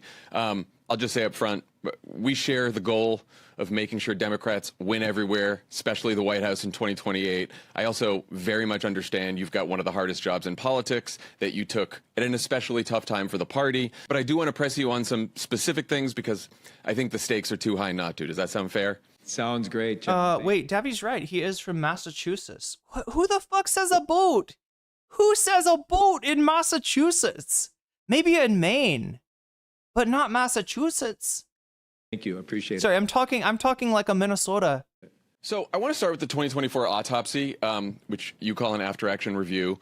When you won the chairmanship in February of He went to Holy Cross. Is that the one in Chicago, Holy Cross? 25, you criticized the DNC's refusal to release their 2016 autopsy as exactly what not to do. You said, quote, "Was there any utility in doing that?" And then promised your 2024 autopsy would be different. Your exact quote was, "Of course." Wait, have I subconsciously emasculated the PMC? What do you mean? Overslaw says Ken is from Minnesota. Okay. Well, I was reacting to John's accent. He's the one who said a boat. I mean, it was almost like a very neutral boat. It's in between the Canadian way of saying it. Now I'm going to start sounding like a Canadian, which is probably a good thing, Chad. I'd rather be perceived as a Canadian. I don't know if I could pass as Canadian, but I better start trying because, yeah, Americans are persona non grata to the rest of the world at the moment.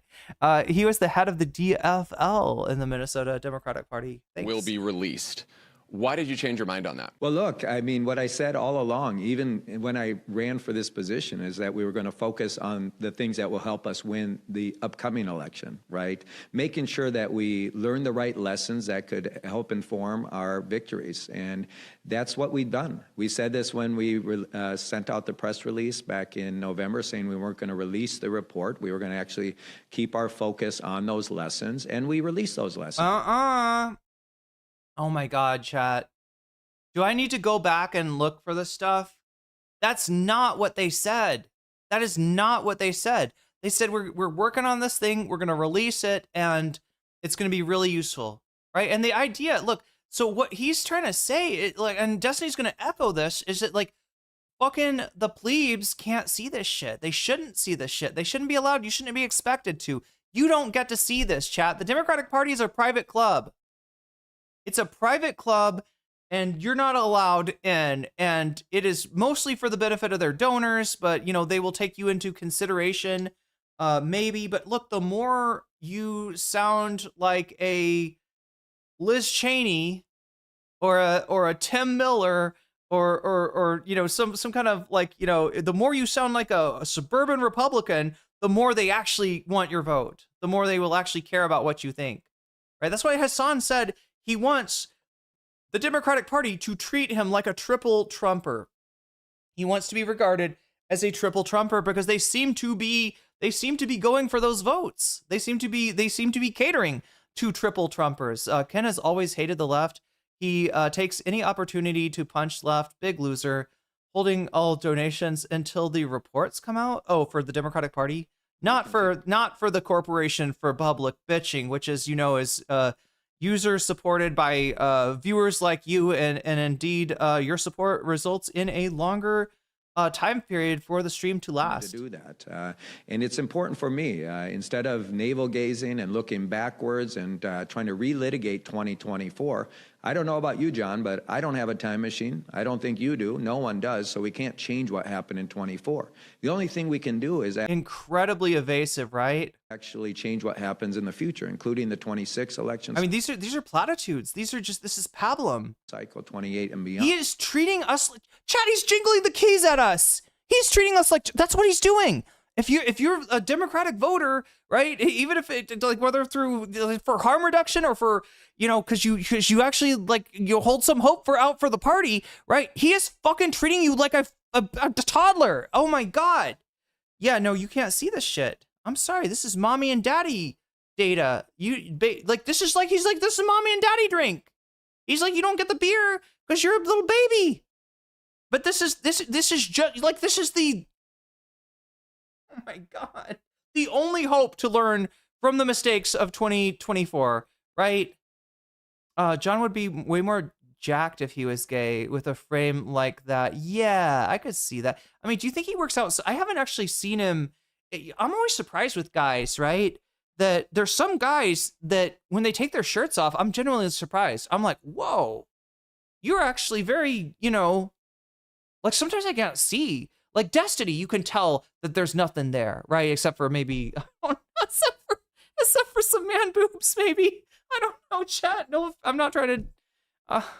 but you can see that there's no musculature with Destiny, right? Some dudes you get surprised by, right? I'm on. That means we do need to learn the lessons. We need to make sure they help inform our decisions that we're making. And we've been releasing those. We released them just a couple months ago in our playbook, which if you want to look at that, go to dnc.org/playbook, and you can get an example of some of the lessons. We've been releasing them with... Okay, so, man, he's just driving. If you're taking him seriously, you're going on all different directions. Okay, maybe it's in the playbook.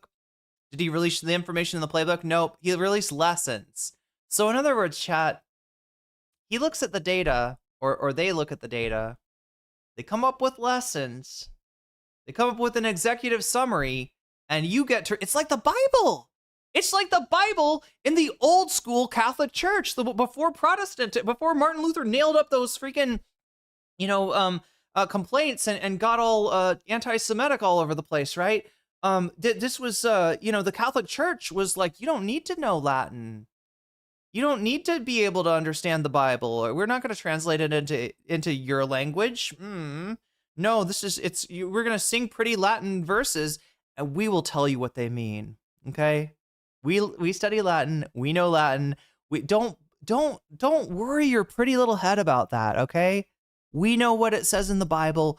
We'll tell you. I mean, this created Martin Luther, right? This is the reason that Protestantism, as fucked up as it is and was, came into existence, was because of the Catholic Church is trying to hold the Latin scripture over the heads of their what do you call church people? Their flock. I don't know. Whatever it's called. Our donors. Nothing in that playbook, by the way. Yeah. Activists. Not surprised. Leaders. We've been talking about So what he's trying to say, though, is that he's trying to say, okay, well, we didn't release we didn't release the report, but the report has played a role in things that we did release, right? He's trying to say, this playbook, that was informed by that. We looked at the results. And so, if you want to get a dent, as Sam Cedar would say, I don't know if we'll get to Sam Cedar today, chat. I should check and see what's winning, though, in a second here. A congregation, thank you. Is that a better word? Catholic, church-wise? I don't know. Those lessons are, and we've actually been putting those lessons into action. And so it's not completely accurate to say that we didn't release that. Where we're keeping our focus is on the lessons that can actually help us win. But on this show... Can somebody tell me, is Ken Martin wearing veneers? Does he have the dentures? Is there an excuse for a smile to look as slimy as that? And so it's not completely accurate to say that we didn't release that. Where we're keeping our focus is on the lessons that can actually help us win. Chat, tell me if you think we got a match. Here, let me pull this up.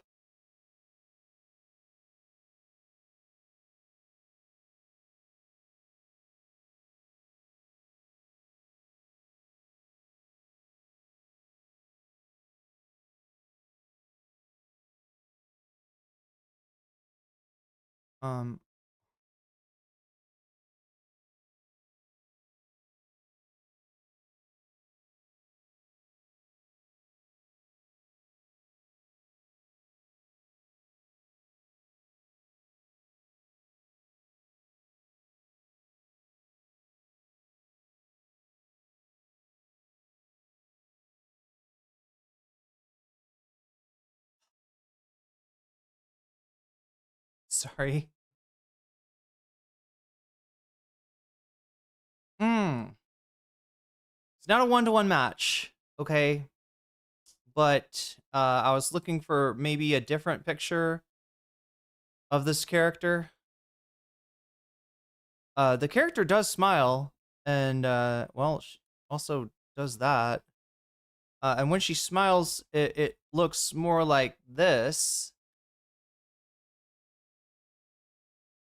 Can I get a smile? I'm sorry, I'm like not trying to tell a woman to smile. That feels very misogynistic. Like, you look beautiful when you smile, you know? Thanks. She does smile at some point. Fuck. Okay, I'm not saying fuck me this time, Chad. I'm trying to, God damn it. Okay, anyway. You'll just have to take my word for it.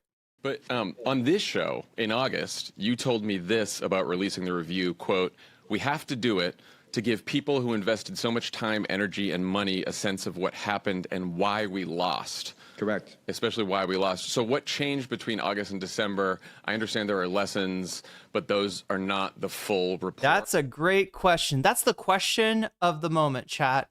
What happened between now and November and now, right? What changed? Before, you were gung-ho about this. You were letting us know because you wanted us to listen.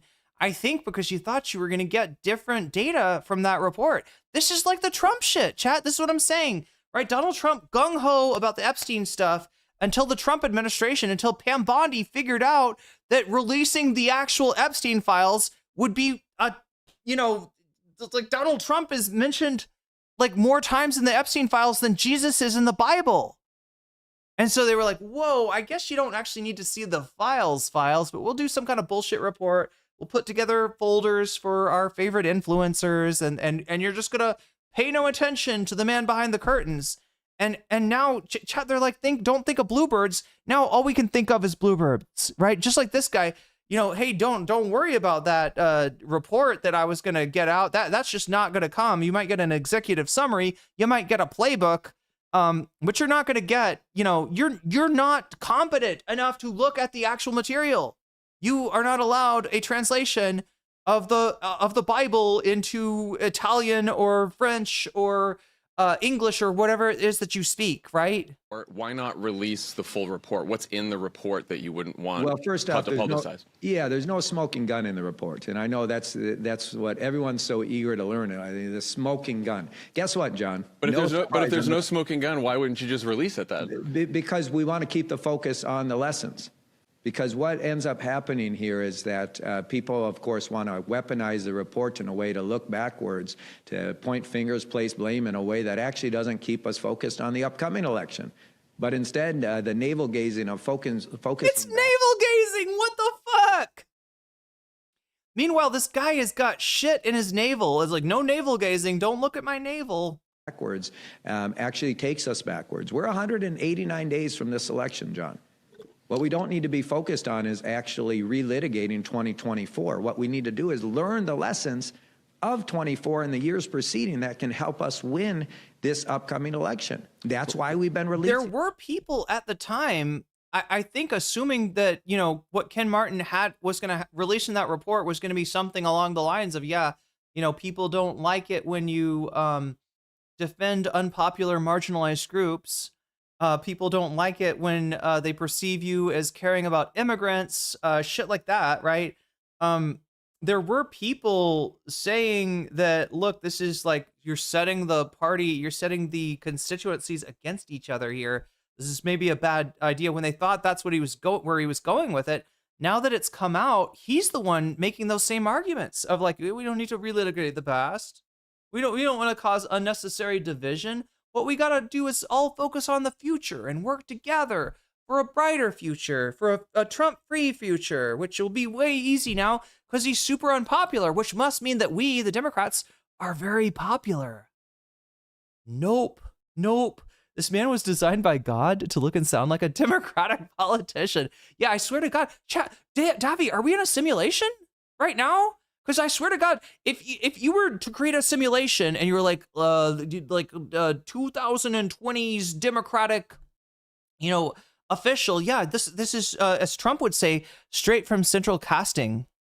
Them. That's why we've been focused in on actually putting those lessons into action.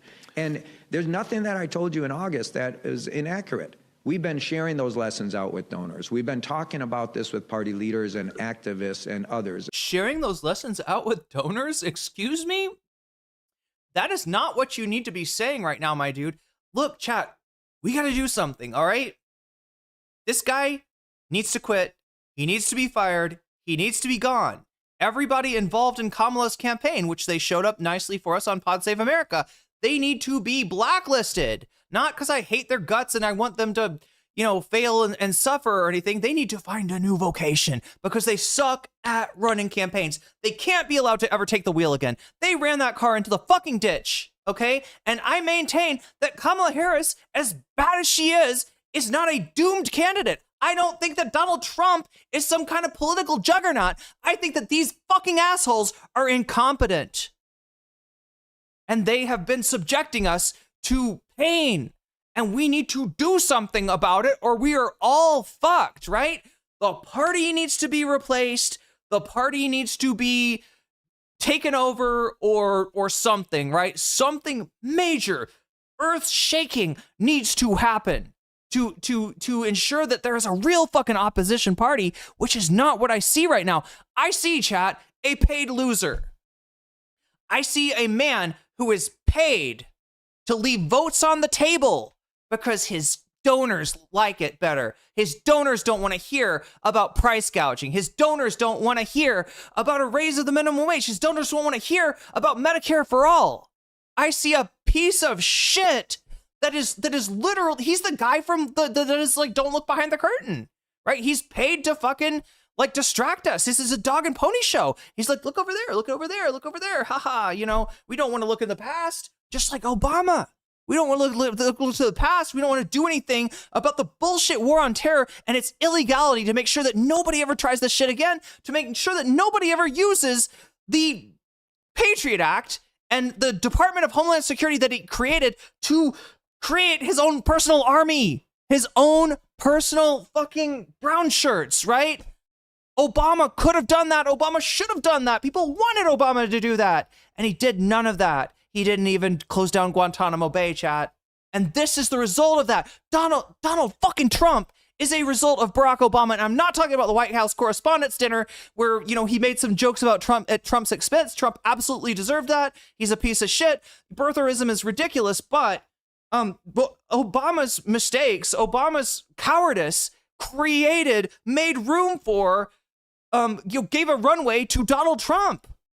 And look, I mean, these, oh my God, even Obama, I think, knows that that this is wrong, right?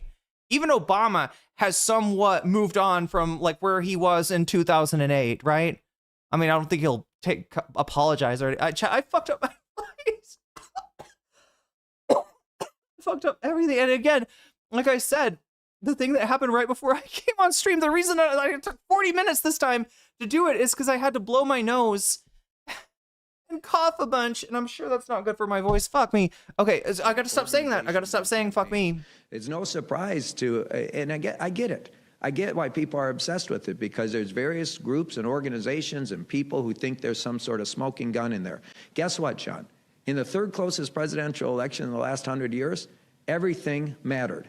There's nothing that didn't impact that election. But why did you spend the money going to 50 states, doing all these interviews, doing all this stuff, and doing this report in the first place, if you weren't going to release the full results of it? Like, why? I don't get why just you and some of the senior DNC people get to see it, but not most of the DNC members who are, state party chairs. I mean, more than a dozen DNC members told NBC just the other week they want it released, including Congresswoman Delia Ramirez and North Carolina Democratic Party Chair Anderson Clayton. Ooh, damn, Dabby, that's like the take of the week. Look, or sorry, not the take. It's the take of the something. Destiny's worst take so far is winning. So we're gonna get to Destiny in just a second. I just wanted to give you like a flavor of what's happening here. And I forgot to put the thing on the screen.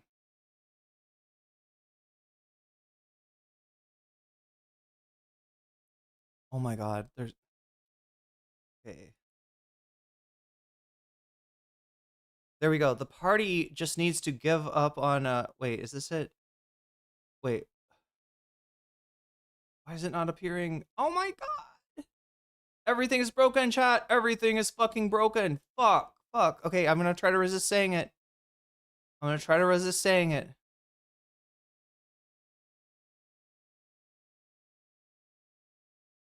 Yeah, there we go. That's the one I wanted. All right. I mean, if Obama wanted to make fun of birtherism, why wouldn't he have say something to the woman who started it? That's Hillary Clinton.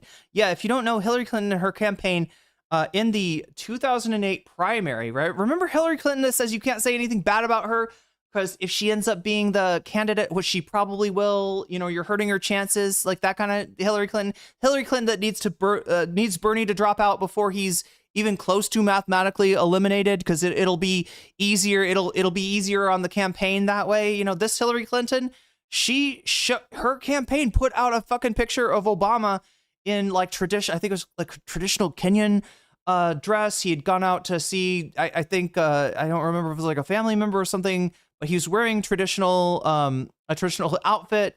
And yeah, Hillary tried to sell it as like, this guy is kind of African. He's kind of different. Are you sure you want to vote for this? No, wait a minute. I think it was worse, wasn't it? Davy, did they put out a Photoshop that was like straight up had a bone, he had like, did they do like a Photoshop where Obama had a bone through his nose? I feel like they did. I really feel like they did. Maybe I'm wrong. But yeah, it's some ridiculous shit that was basically supposed to, I mean, she did it. Wait, did she invent the idea that he was? Oh my God, chat. Well, we got wind starting up. I could tell by my laundry is getting blown around out there. I might have to do something about that in a second. But yeah, it looks like we got some wind. Skies are clear though. They were a little cloudy earlier, so I thought maybe we could get some rain. Instead, we're just getting wind. I should have brought my laundry in already. Oh well. Said, quote, genuinely, what did you all find that they did put the picture out with the bone through his nose? Yeah, I don't remember what the story was. I remember he did go to Kenya at some point and take some pictures there. But then I think what Hillary did was just a straight up, or the Hillary campaign. Who's the guy? Mark Penn. Isn't that the guy, Mark Penn? That was the head of her campaign. That was probably made that call to put out the racist picture of Obama. We did not. How did you answer that question? What we found is the things we've been telling them, both Anderson, Delia, other. They didn't directly, but all of her media. That's what I'm saying, is that they like leaked it, and I'm thinking it's Mark Penn that was probably behind that. Folks who. Mark Penn is another guy like Rahm Emanuel that is like, what are you doing in the Democratic Party? You're not a fucking Democrat. What the fuck are you doing? In fact, I think he's literally not a Democrat now. I think Mark Penn may I could be wrong. I have to look it up. All right, chat. But yeah, there's certain Democrats, and I don't know, maybe Ken Martin's one. But they implied that he was a Muslim. Who have concerns about it. We've shared all of the lessons with them, right? And so again, I think, John, the reality is you're proving my point here, right? People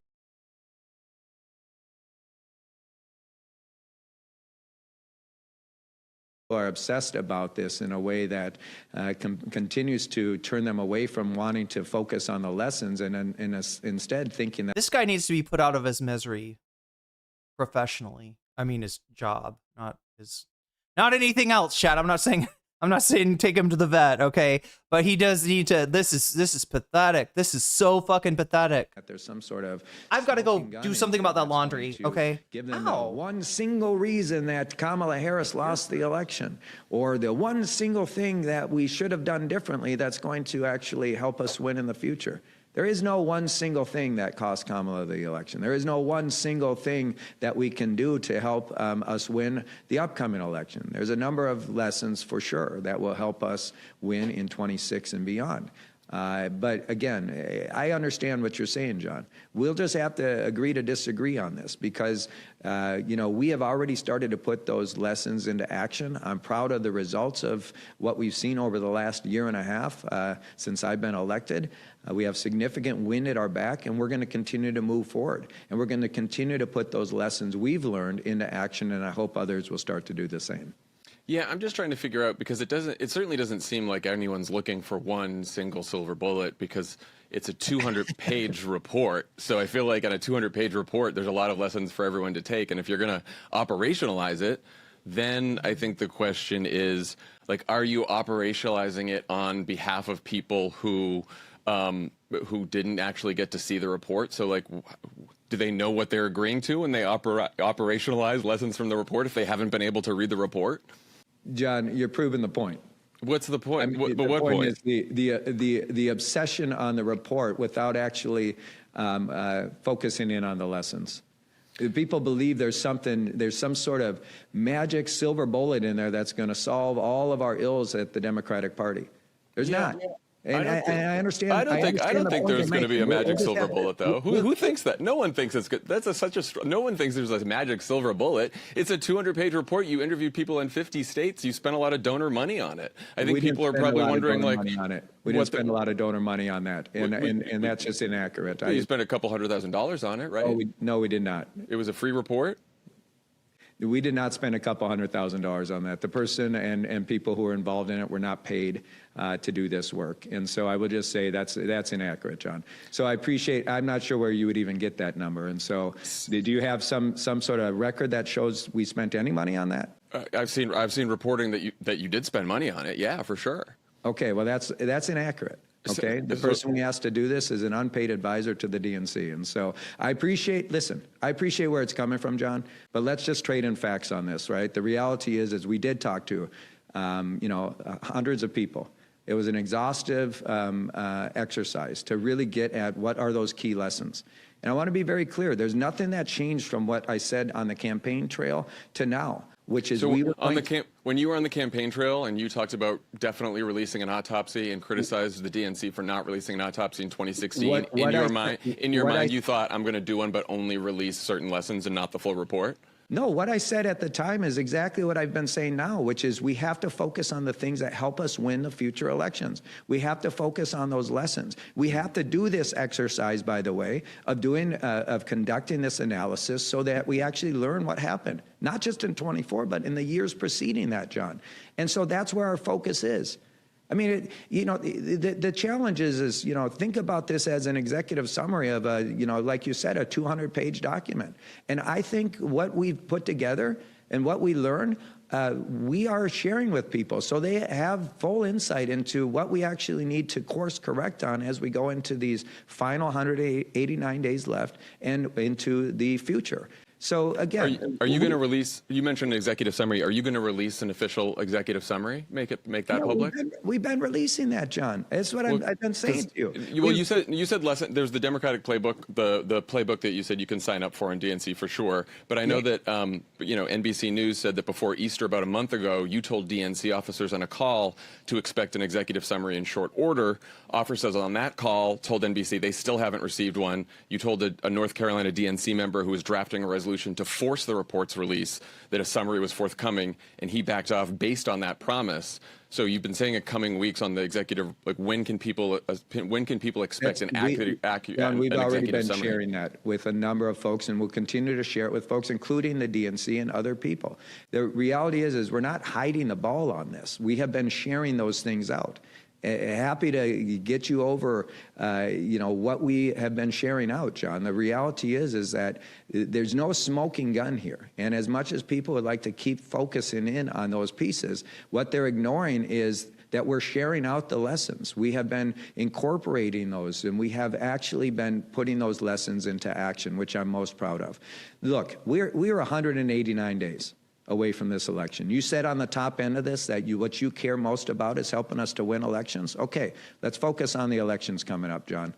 You know what? Yeah, well, I mean, I want to focus on winning them. I feel like an autopsy on what went wrong and when we lost the popular vote in all those states in 2024 and figuring out what went wrong based on a big report is pretty important for everyone to know. Yeah. I've spent my entire career, John, as you know, since 1990, winning elections up and down the ballot, both in Minnesota and across the country. I appreciate that. And I'm happy to talk to you about winning elections. If you want to actually talk about elections, I'm happy to talk to you about those. But again, you're proving the point that I think many folks are frustrated in this party, which is people want to turn backwards to relitigate the 2024 election. to point fingers, to place blame, to I think you want to learn lessons, like you said. Well, listen, to win elections, if they want to win elections, I'm happy to share what we learned in the way of the lessons on why we lost the 24 election and the years preceding that. Happy to share those. We're sharing those out with everyone. But again, this conversation doesn't help us actually win elections. All it does is continue to turn people inward. What we need to do is focus on the work we need to do in the 189 days. Learn the lessons. And I'm happy to go over what those lessons are. I'm happy to go over them with anyone who wants to talk about them, John. But what I'm not going to do is release a report that turns everyone backwards, trying to either point fingers or place blame, and actually ignore their own responsibility in helping us to fix the situation. The reality is you know, we all have a responsibility. Yourself, myself, everyone, in actually learning those lessons, focusing on the upcoming election, putting them into action so we don't repeat those same mistakes. That's what we've been focused on, John.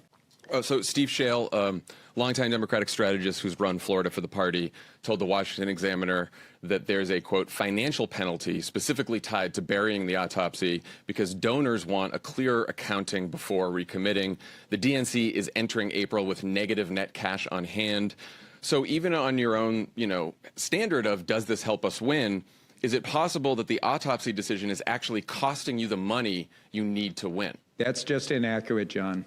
And I'm sure you follow the campaign finance reports like I do. We raised $105 million in 2025, a record amount of money for the first year. You're not have negative cash on hand right now. You don't have debt that's made a negative cash on hand. But we do have debt, John, and that's because I took out a loan last year to make sure we could make deep investments. You know what we've been doing, John? We've raised a record amount of money, $105 million. It's the most raised for the first year chair of any DNC chair in the history of this party. And you know what's great? You know what's great about it? We raised in 2017, which is analogous. I love that all the Emmanuel nephews are just lying doctors. The only one I know of is Zeke his nephew? Did I miss anything, chat? You know, this is the whole thing where I like step out for a second, and of course that's when, you know,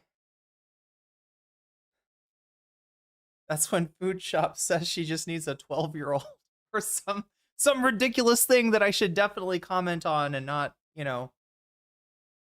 Did anything happen? I know that we got people turning into dream characters in chat as we speak, right? It's hard to stay awake on tonight when I'm so late to stream. I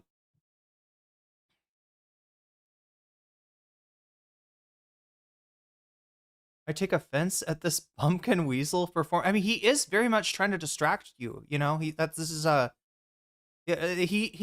I said, jingling the keys in front of your face while he spends your college money on Kalshi, chat. That is what you got going on with this fucking weasel here, and not a weasel in a good sense, right? Not a nice weasel, a deceptive weasel. Not a cute weasel. Am I just waking up? No, it's afternoon where I am. A year right after a presidential loss. Tom Perez raised $40 million less than what we raised this year. Right, he didn't have the debt that you guys have. Yes, he did. He had $76 million in debt. And so my point to you is this, John, okay? I mean, we can trade in all of this, but let's actually trade in facts. $105 million was raised. $85 million of it came from grassroots donors, which is a record amount of grassroots donations raised in the history of the Democratic Party. That shows the energy that's out there. Wonder how they define grassroots donations. The average contribution is $51, by the way, John. And reminds you of William H. Macy from Fargo. He is from Minnesota, so pretty close to Fargo. You know, we raised more than any of the other committees last year, the DS, the DCCC. And I will just tell you this, all of the Republican committees raised more than the DNC. And so that's just a reality. This DNC cope is so cringe. Miku's headphones, wait until you see Destiny defend it. Right? This guy, I'll give him credit. All right?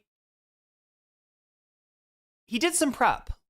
He anticipated some of the questions, some of the things that John was going to bring up, probably because he's brought them up before on Twitter or somewhere. I mean, the origins of this conversation are, according to John, that Ken had some problems with some of the ways that John was characterizing the DNC and him, and that he had asked to be brought on here, which, you know, given the sort of notoriety that he developed by, you know, first, you know, dangling, wafting the report, the postmortem in front of our face. And then when it came out, just like Trump, just like Pam Bondi, when the Epstein thing came out, and it came out, he's like, oh, no, you don't need to see this. And it's like, we needed to see it in November. What changed, Ken? What changed? What changed is that he read the report, or somebody looked at the report and was like, whoa, no way we're releasing this. And now they're trying to pull the wool over our eyes. Like, and I think they get away with this. I think the DNC, I think they're used to getting away with it. I think they're used to people sleeping, especially pre-election, like it's still kind of primary time right now. I think they're just used to being able to lie to our fucking faces. And the fact that this has got even the notoriety that it does is, yeah, probably because of the, you know, this happened. So again, going on to Favreau's show, right? Chad, they were going to get away with this if he hadn't insisted, which is what Favreau was making it sound like, or maybe Favreau triggered him on Twitter and he decided to come on after that or something like that. But if it wasn't for that, chat, this is not getting covered. This is not getting talked about. This came out, people bitched about it, Majority Report, usual suspects, like people that are constantly disappointed in the Democratic Party, which is like everybody now, they mentioned it, but it just was kind of one and done was what it was going to be. And now he's bringing it back. He thinks that he can, I don't know, change the narrative. The best you can hope for is that the narrative dies in its sleep, Ken, because you are not, you know, changing the narrative. Even though I will give him credit, like there's a few things that he is kind of like, you know, is a little bit more effective about pushing back, but it's in the context of this just great big obvious lie that he's, you know, nobody could, not even food shops chat could deflect from that. And I'm talking about the Orbiter of Destiny, whose primary role has been to defend Destiny through the worst of the allegations, through the revelations that he was talking to a fucking minor and procuring what it sounds like CSAM from them, right? In the midst of that, there was everybody abandoned Destiny, except for the person who really needed Destiny, the person whose relevance is completely owed to Destiny at this point, and that is food shops. But yeah, I would say food shops better at sweeping than this guy Ken Martin here. Certainly, I don't know if we'll chat. I might maybe I just shouldn't talk about content that I'm not sure if we'll get to yet. Let me check the poll, see how that's doing. Oh shit, you got 4 minutes and 30 seconds left if you want a Waluigi sticker on the stream this time. For any Waluigi fans out there, this is your last chance. We need super chats of the teal variety or higher to make that happen. If it doesn't happen in the next 4 minutes, well, hasta la vista, Waluigi. I don't know. Is that a Terminator quote? I'm 29 votes so far. Wow. 29 votes so far. Destiny's work taste. So Destiny's still. So chat. Here's how I read this. Right. I got the first topic like on the poll. Right. And if it's winning, I'm reading that as like, we want more of this. We want to continue this. Right. If like say Hutch and Pisco's debate about Hasan with Tim Miller, if that should overtake that, or Sam Seder on Tim Pool's reactions should overtake that, then I will take that as you changed the channel. You got bored, which is totally understandable. We also have, Destiny's PDF Orbiter self-report. That is, I think it's a video. Somebody made a video about, I think it's, oh my god, chat, do I even know? Is the video about Short Fat Otaku and then food shops by way of Short Fat Otaku? Anyway, this is a, I better find the video that I'm talking about first. I don't know if you even know who these people are, right? Short Fat Otaku, I quote retweeted him, and I think I lied about him. I said that this is the guy that supports Trump even if he did all those things on Epstein Island. I said that about Short Fat Otaku. That's not true. Why did I say that? Because he's lying about Hasan. He said the shooter was a Hasanoid. We know who the shooter was.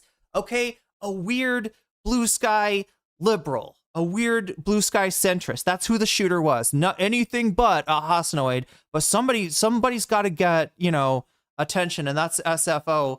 I think that's why the hit piece on him came out, and it ends up talking about other Destiny. Well, he's not a Destiny orbiter, but it ends up talking about two Destiny orbiters, Food Shops and Loner Box as well. I thought I'd throw that in as an option for today. Hutch versus Pisco.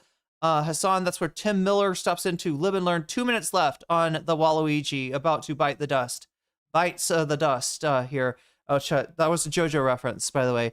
And then Sam Cedar, Tim Pool down at 20%. So make sure to get your votes in. I'm not sure if people have voted because it's weird results tonight, but oh well. It's your chance to change the channel if you do get bored of the Destiny, or at least let me know what you want to watch next, if there is a next. Again, 1 hour and 54 minutes on the clock still, so it is ticking away. They're all Glup Shittos of Destiny orbiters to me. Oh yeah, Glup Shitto, the famous Star Wars character. My favorite Star Wars character, in fact, Tanner Dude Man.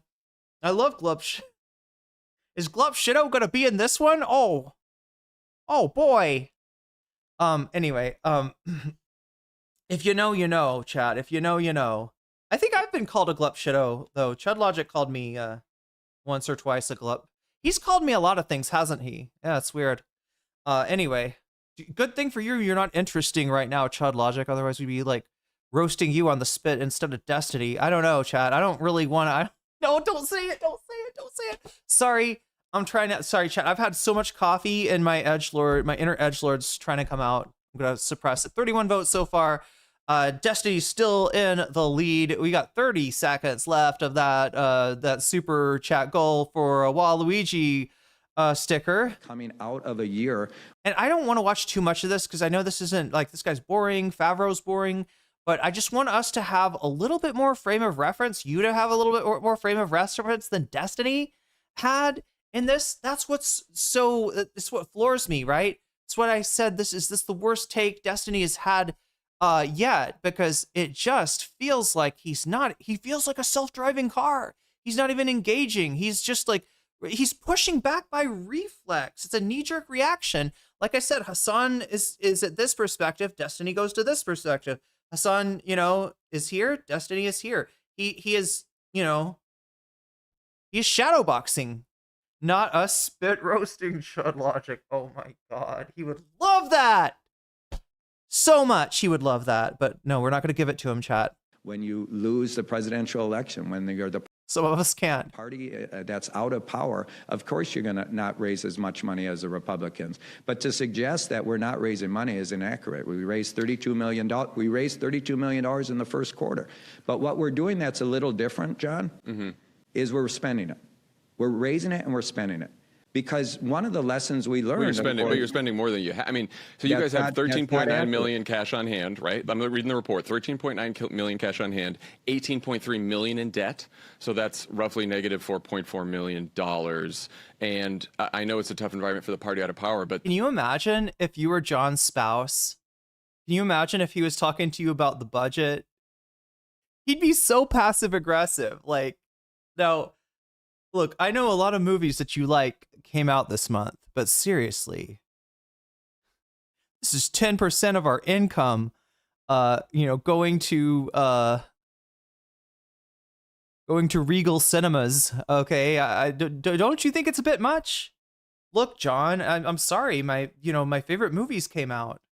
I had to watch The Back Rooms. John, come on. I'm not wasting our money. Oh my God, chat! I gotta stop LARPing as John Favreau's wife. The DSC, that's crazy. And the DCCC and inappropriate. These Senate candidates have plenty of money. They're all doing great. So it seems like this is an issue unique to the DNC. That's not accurate, John. Listen, what part is not accurate? The reality is we're spending money as we raise it.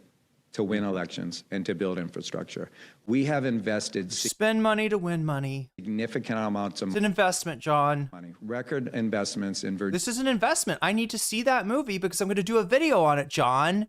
I know I haven't put out any videos in a fucking hell of a long time. Certainly not any video essays on like pop culture, any movie reviews. I don't think I've ever done a movie review, but trust me, John, I'm going to release that video and we're going to make, you know, hundreds of thousands in ad money. Okay. So it's an investment, John. Come on. What is spending $200 on movie tickets? I had to have the nice chair. I wanted to sit in the recliner, John. I needed my popcorn. I'm sorry. I'm not actually like this. I don't watch movies. None of this is real. I'm not married to John. Like I said, I can't even feel the straight man in there. I don't, you know. Virginia and New Jersey. Investments in Mississippi in their state legislative races to help them flip the state, the Republican supermajority in their state legislature. Investments in the Miami mayoral race to help us win a Democratic elected mayor in the first time in 30 years. Investments in the PSC races in Georgia to help us win the first two non-federal elected races, statewide races in 20 years in their history. You know, investments throughout the country, up and down the ballot, and investments in infrastructure, including the largest investments ever in a 50-state party strategy, where we're making the biggest investments in building out the infrastructure of our state and local party committees.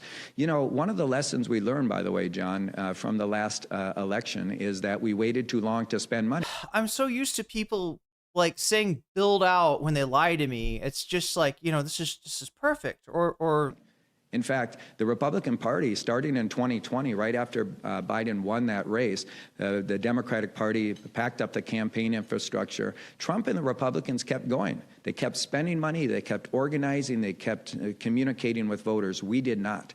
And as a result, they had a 3.5-year-long head start and going into the 2024 election. We had 10 million Democrats who actually chose the couch instead of voting in 2024. And part of the reason why is because we weren't communicating with them early and often. What did the Democratic Party decide last year to start doing? We have our local listener program that's already engaging through year-round organizing those voters who dropped off in 2024. You have to spend money to win elections. And one of the lessons we learned is if we wait. Now, look, I know you came oh, crap. You know what I just realized? Vamps resubbed. Chat. Vamps is carrying this whole stream right now. Look at this. Sub ad time.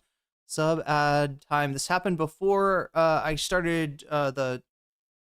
Look at that. Look at that. 152. You can thank Vamps for that. Vamps is awesome for so many reasons, but also good timing, Vamps, on that dono. What am I trying to do here? Oh yeah, try to make the sound happen.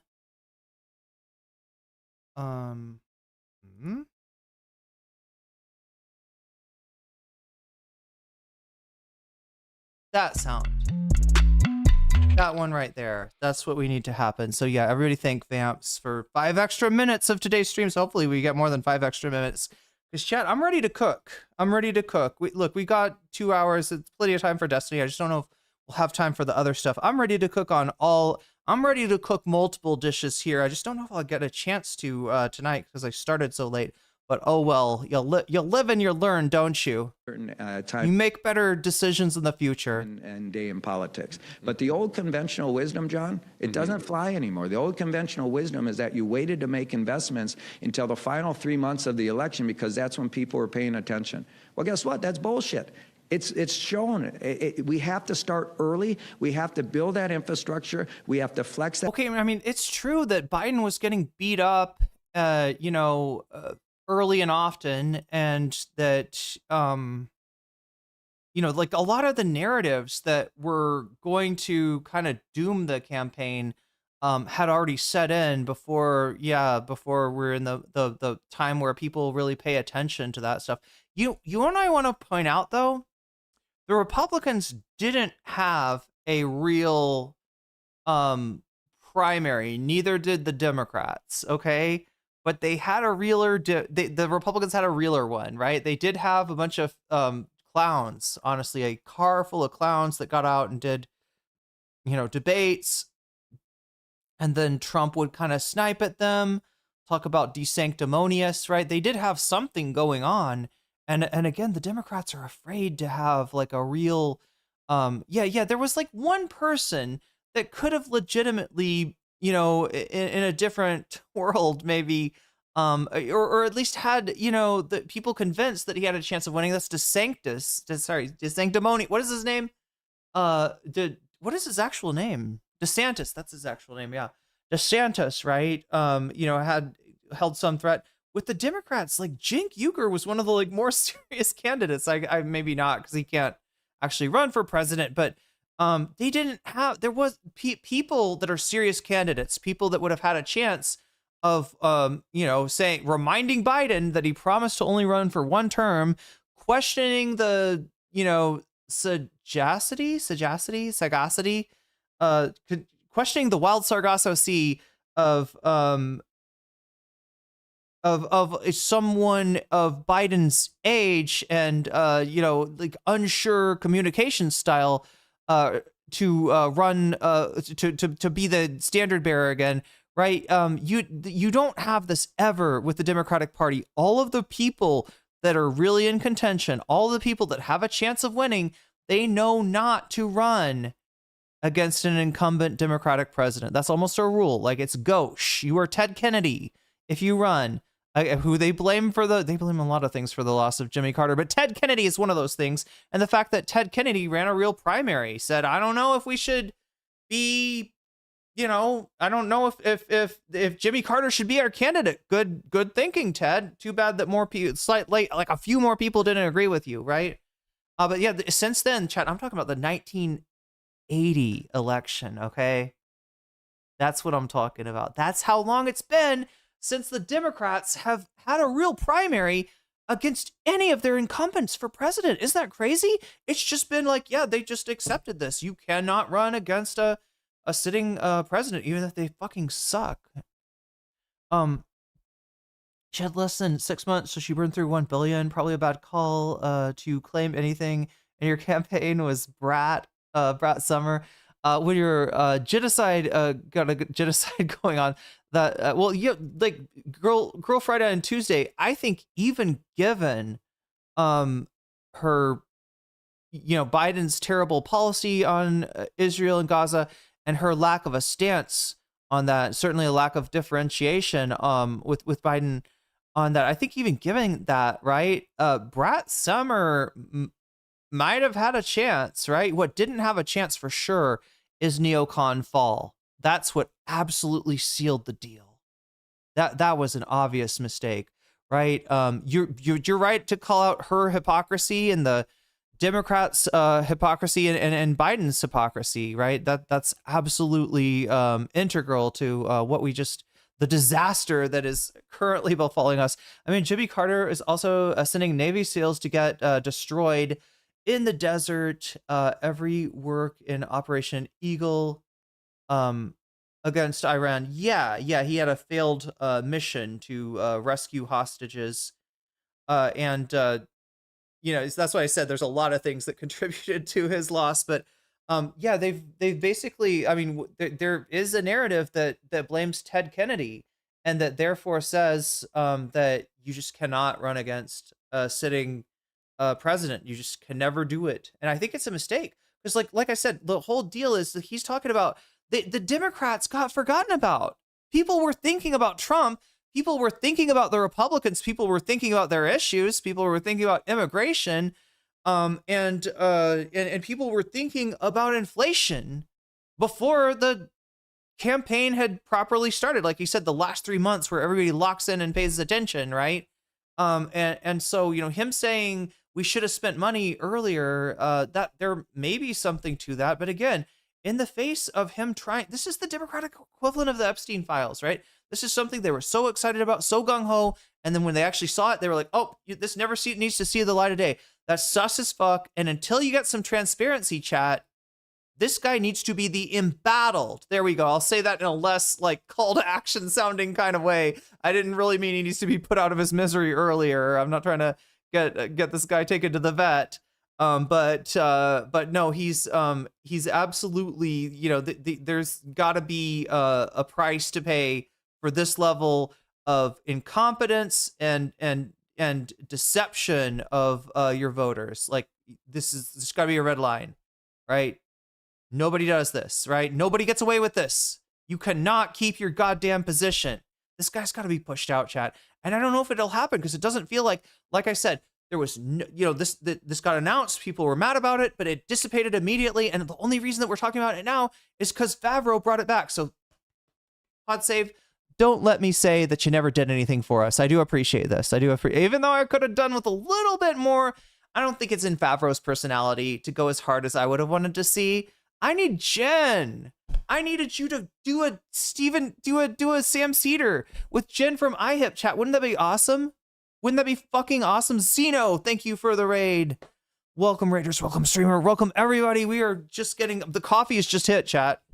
And we are ready to roast this guy, Ken Martin. Right before we roast the dude Destiny for defending this guy, right? This is our DNC chair. In November, he promised us a hot autopsy. Ew. I did not just say hot autopsy, did I? Oh my god, chat. Oh my god, the stream's going in the wrong direction. We're moving in the wrong direction, chat. That's not what we want to do here tonight. We want to move in the right direction. Okay,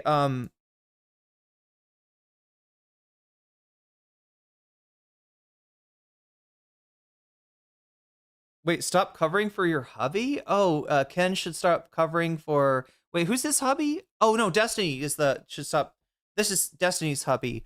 Well, we found out he's nobody's, or he is a woman's hubby, as is Jon Favreau, to my surprise. And they also both, they hooked up. Don't say that way. To Gen Xers, I just said they had sex. Okay, I always forget that. Hooked up means something different, depending on your generation. But they met at, they encountered each other, I guess, at the Grindr after party, which is news to me. I didn't know Grindr, this their first year of doing it. They had an after party for the White House Correspondents' Dinner, just in time for that to become, you know, totally irrelevant. But I guess this time it wasn't quite so irrelevant. We are, yeah. No, I figured that, Choice City boy. I was just trying to figure out, we were talking about Destiny, we were talking about hot autopsy at the Tel Aviv Finance Grindr party. Oh no, is that the one where they extract the warm liquid goo from the goon, what are they called? The goon platoon. They come in for an emergency sperm extraction. Anyway, chat, god damn it, we're getting deep into the lore of stuff that doesn't have to do with this tonight. We're just getting through the actual interview of Ken Martin, or debate with Ken Martin, however you want to say it, by Jon Favreau, in order to set us up for watching Destiny totally misinterpret, mischaracterize, and fail to engage with this, and yeah, defend fucking Ken Martin. That muscle early of having conversations with. But yeah, he promised us a hot postmortem, right, to go over what went wrong in 2024, which is a good, you know, it's important to know, right? I think the feeling that people had at the time is it was going to be all about trans people. It was like too much trans stuff. People hate trans people now. So Democrat Party, you got to be more transphobic. But no, instead, well, we don't know what came out, right? Because this guy's sitting on it. He refuses to release it, right? He, just like the Epstein files. He was all gung-ho. We're going to release this, right? And then it comes out and he's like, you don't need to see this. I'll give you an executive summary. How about that? We'll put it in our strategy guide. They got strategy guides, chat. Did you remember anybody grow up using strategy guides? That's like old school, right? That's like before Game Facts. I'm doing like research on this retro RPG from the 90s that I'm playing, and I'm finding all these things, right? That people, instead of Game Facts, which is free, people used to you'd go to the game store, I guess, and you'd buy like a magazine that was like would tell you that, you know, here's the secret items and, you know, all this shit. That's the Idea Phoenix unit. Thank you. I was trying to remember what they were called. which is the most Metal Gear Solid thing in real life. Anyway, let's finish this. We're gonna get to Destiny. Hopefully we have time for that. Chat, as always, we got I'm on the clock here, right? And I'm gonna try to get through as much as I can in the next 1 hour and 40 minutes. Now, every time that somebody does a super chat, super sticker, if you get yourself a membership, if you gift a membership, if you support me on Twitch or on throne.com/nocommentchick. What did I try to say? Twitch? I meant Patreon/nocommentchick or throne.com/nocommentchick. Or if you support me, yes, on nocommentchick CC on Twitch, this number goes up. We get more time and we could possibly cover more stuff. We've got a number of things tonight, and we're actually voting on them over on YouTube. So if you haven't already checked over youtube.com/nocommentchick already, we got 37 votes tonight. Okay, people are sleepy, whatever. I'm not going to take it as a personal affront. Yeah, Destiny's worst take so far, we're about to cover, is in first place. Second place is a tie, Sam Seder on Tim Pool on the Reactions podcast, which some of you may know who the host is. He's a Twitch streamer. He's a big political Twitch streamer. Right, and Sam Seder stopped in to have a conversation with him all about Tim Pool, about the lore. If you like the Sam Seder lore with Tim Pool, Sam Seder is about to serve the tea hot, hotter than the autopsy that this guy was going to serve. Anyway, chat, God, Hot Autopsy. That sounds like a band. That should be a really edgelord punk band or something like that. This is Hot Autopsy with their hit single, Love Beam. I don't know. No, chat, that's Gas Chamber that sings Love Beam. Anyway, other edgelord punk band. So yeah, we got Sam Seder tied with Hutch and Pisco debating with the soy pill about Hasan with Tim Miller. So that could be interesting. I've heard even that Hasan reacted to this a little bit too. We also have Destiny's most vile orbiter. You may know who she is, you may not. Maybe I'm wrong, and maybe there's another orbiter that is his most vile orbiter. We're going to hear about both of these orbiters, so chat, because there's been a new video essay, a new hit piece talking about them, as well as Short Fat Otako. Not sure. Yeah, this is the guy that said that the shooter was a Hasanoid and just got roasted all over Twitter. And then, of course, Destiny's worst take. So make sure to vote if you haven't already. This will decide what our next topic is, how quickly I get off the Destiny stuff. And yeah, you also change possibly the outcome of the vote when you donate. You can let me know in the chat which of these topics you want to see, and I will actually turn your donation into a bonus for the topic of your choice, and I'll add that on, right? So that's another fun way to interact with the stream and decide what content I do, because I really need help, guide my, I did chat. You're like a Ouija board, right? I count on you to guide my hands to spell out the words of what is the next thing that I could say. SAMSEDER, Sam Seder. Oh my gosh, the Ouija board's telling me Sam Seder. Well, right now the Ouija board's telling me that they're, oh my God, 18%. It's a three-way tie. So get your vote in if you haven't already, and let me know if you donate which of these topics you want to see, because you may be the deciding vote with a donation tonight. It's there's very few votes here. Mags, again, it's really late at night. I got started late. Magazines used to include guides and tricks, books. I still have the Metal Gear Solid guide. Wait, a magazine had that? I thought you would get it at the game store. Anyway. But yeah, these are what do you call them? Novelty item? No, what's the name for collectibles, I guess, right? If you have any of these old guides for PS1 era games before GameFAQs existed, these are basically antiques. You could maybe sell them if you keep them in good condition, but with voters, so that we actually position ourselves to win. I was just saying strategy guide, because that's what Ken Martin here is offering us in lieu of the data that he said he was going to come out with, right? Instead, he's like, no, just we'll put it in a strategy guide for you. We'll put it in a strategy guide.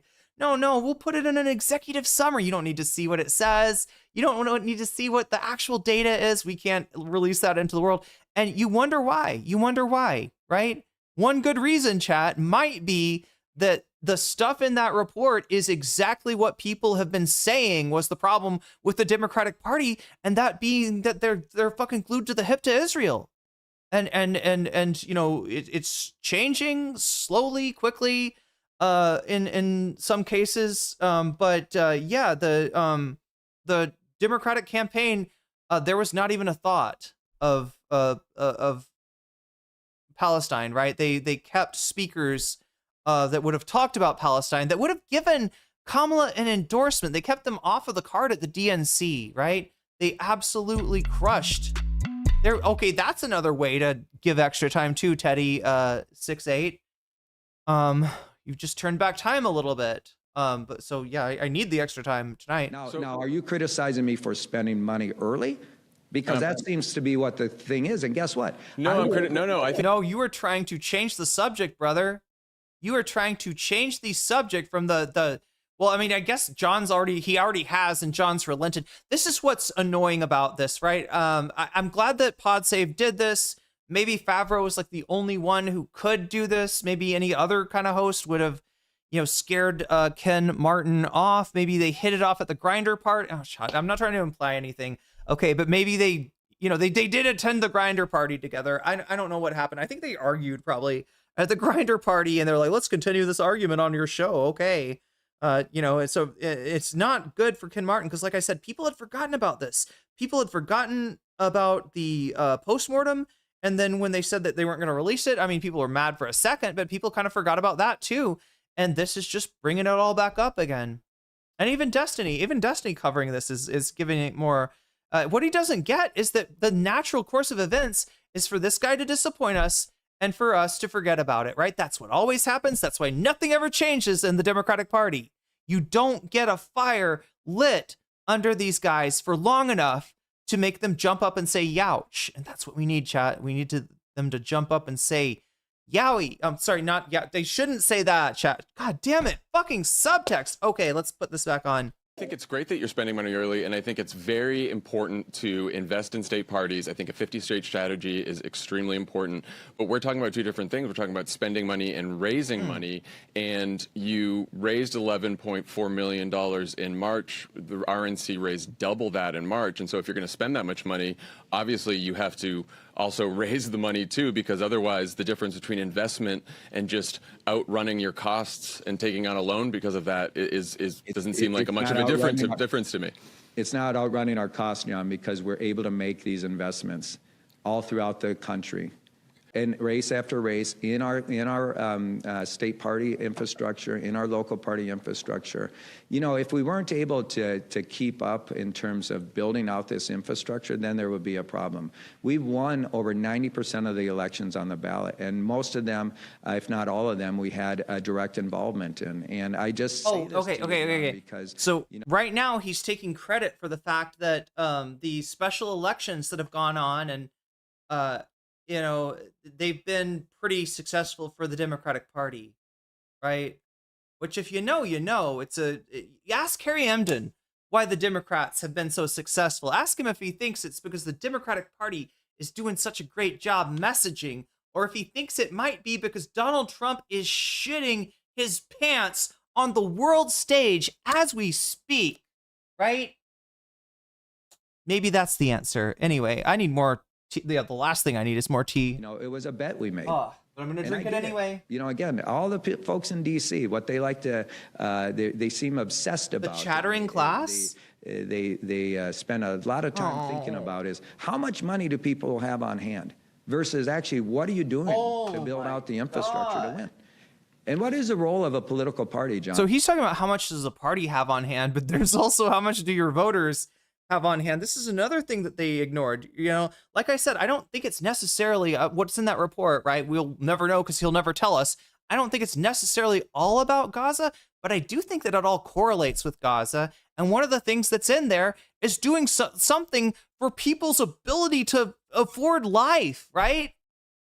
Forget the American dream, forget upward mobility, people can't afford food, people can't afford gas, people can't afford the things that they need to try to earn enough money to afford things, tomorrow, right? It's and yeah, a big part of the failure of the 2024 Kamala Harris campaign was that they were afraid to say the words that they needed to say to show the public that they even noticed or gave a fuck about that, right?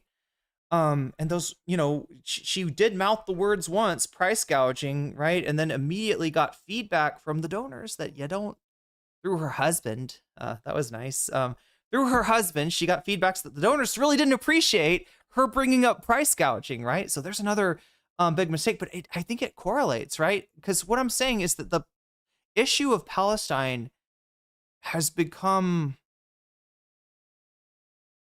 taken on, in addition to its very real nature, a symbolic nature, right? And the symbolism is, I'm willing to swim against the current, all right? I'm willing, to say the things that we're not supposed to say, right? That many Democrats may have felt, many Democrats may have believed, but they were, it was a third rail, right? Saying anything about, expressing concern for Palestinians was a third rail. Questioning our military and financial commitments to Israel was a third rail, right? And voters are taking this, even if it's not their number one issue that they're voting on, right? They do see it as a symbol of whether you're getting an authentic, person, like Davi said, with a real viewpoint and not changing their viewpoints every 5 seconds, right? I should have the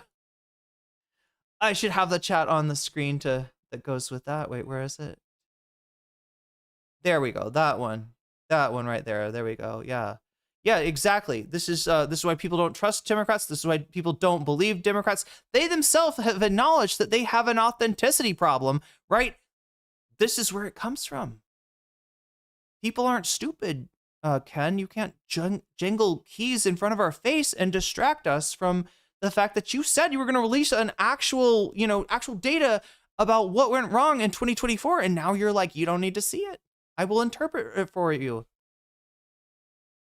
And at the end of the day, our job is... Wait, didn't he actually shit himself last year in front of Congress? Maybe? I don't know. Anybody got the receipts on that? Trump shitting his pants? To build infrastructure that our candidates can tap into, to do the things that... Isn't the most important job of a DNC chair to go and raise money? And obviously, guess what? The job of the DNC unfortunately, the job of the DNC chair is singular. It's to win.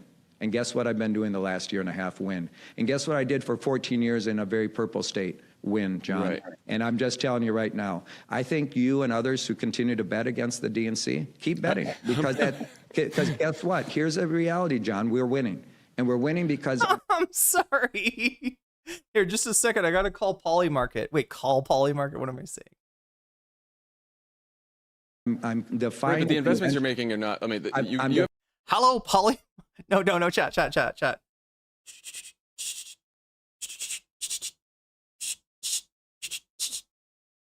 Hello, is this Polymarket? Operator, give me Polymarket.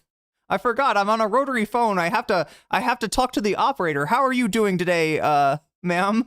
Oh, wonderful. Can you connect me to, anyway, sorry, I had to, wow. Obviously, there's a difference between off-year elections and midterm elections and what it's going to take to build the kind of infrastructure we need to win in 2028, right? I mean, I just think that's it. You've talked a lot about investing in state parties. The headline number is $20,000 a month per state. My understanding is that also includes, the Democratic Party of Guatemala. So, yeah, there's more of this. Wait, an ad break and then more Ken Martin. Okay. There's more of this, but I think the part that we really wanted him to fucking drill in on this shit early. Their 2016 this shit, right? Is exactly what not to do. But I know the reason that he didn't pursue it because he knew that the Ken Martin would have walked off the set probably. He is not ready to actually defend that. That's why he pivoted. And John just kind of, well, okay. Well, let me poke holes in your PR statement about this too. So yeah, we got that. what is the Destiny? God, I'm trying to remember. I want to keep us moving because I'm not sure how much time I'm gonna have tonight.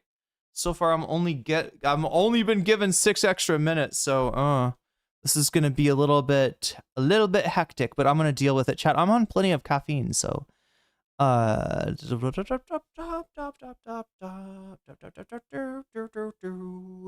playlists. I think I've got it playlisted. I hope I've got it playlisted. Oh my gosh. Well, Jobry's you know what they say, you can't spell incompetent without Pete. Pete Hegseth just appeared in front of Congress. new Jobry. I'd love to get to that, but I don't even know. Oh god. Oh god, chat, there's more Destiny Crash Out. Wait, is this the one? Is this the... Oh no, I don't even remember.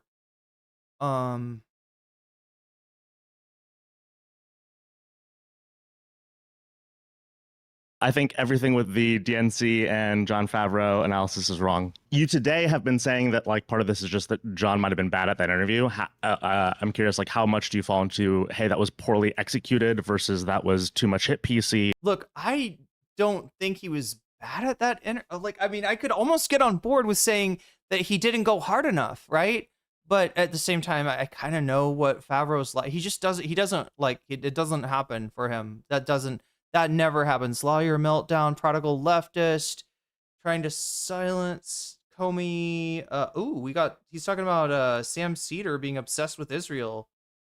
Oh wait, this is the one. Their fundraising list for $6.5 million was additive to that. That was a good investment. We purchased that list. And let me just say this, John, that that happens all the time in campaigns and elections, as you know. Oh, I know. It's just a big chunk of money. That's why I was just wondering. Well, But he made it sound like an exceptional thing.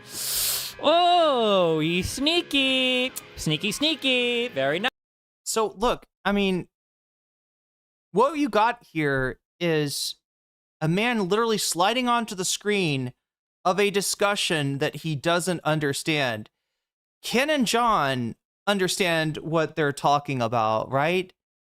But Destiny, well, I don't know, maybe this is a W for him, right? If you're as ignorant as he is, then this sounds like, oh, but it's a thing that they do all the time, so maybe it's not a bad thing. Or maybe it could have been that there's discussion about this and that the consensus is that this was a fucking waste of money, all right?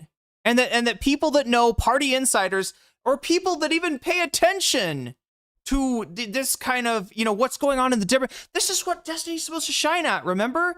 He's not a lefty. He's not revolutionary. He doesn't want to build, communism or socialism. What does he want to do? He wants to, he wants to interface with the Democratic Party and to help Americans understand that Republicans are bad for them and the Democrats are actually really good for them, and to bust through that wall of originally, right, the Republican, the right-wing debate sphere and kind of, crack through their eggshells and drop some truth bombs on them, right? That's why Destiny is known as a political prognosticator in the first place. His debates against alt-right people at a time when people thought that the left couldn't debate. But oh my god, dude, is he ever coming into this shit with a handicap, right? Destiny is massively handicapped for this, given that he just he's got his head, stuck in some other asshole than the Democratic Party's asshole where you would expect to find it, right? Somehow he just doesn't know this shit. And he's trying to make this into just like a situation. Oh, well, if a situation's not exceptional, then it can't really be bad. And then therefore nobody can be blamed for it. Well, yeah, if you look at it at a fucking one-dimensional level, right? If you literally strip all the context from what they're saying, sure. But you're an asshole and you don't know what you're talking about. And he literally just slid on the screen, just slid right onto the screen. Actually. Nice. Everyone else in the Senate candidates are raising a whole bunch of money and matching Republicans, so I just want to make sure you guys have the money. They're not matching Republicans. Well. There's not matching Republicans. Every Republican committee outraised their counterpart. The RNC, not by double as with you guys in the RNC, but But you were just completely and totally fucking factually wrong before, though, right? Didn't you just get completely fucking anally gaped here by... Did we watch the same debate, Destin? I wonder, is he even watching the debate? I don't fucking know. I don't even know. You got gaped. Anyway, these people love to use like a subtext of like, I don't know, sexual assault or something for debates. Everything is anal rape somehow. Rapestiny, I don't know. That comment that he just made. And to be clear, I appreciate this. I think we should be able to do these types of interviews. I think this is good journalism. But it only ever happens against the center left. Only, always, only. Oh my God. What? Destiny, how long have we been talking shit about Hasan Piker? Oh, I'm sorry. He's a revolutionary tanky Russian spy for Vladimir Putin's new Soviet Union that he's planning to roll out any day now, chat. That's what Hasan Piker is. And always against the center left. So Hasan, I see here that you said you wanted to that every Jew Zionist inbred fuck is a pig. And like I know this is probably like out of context, right? So can you explain this, Hasan? Yeah.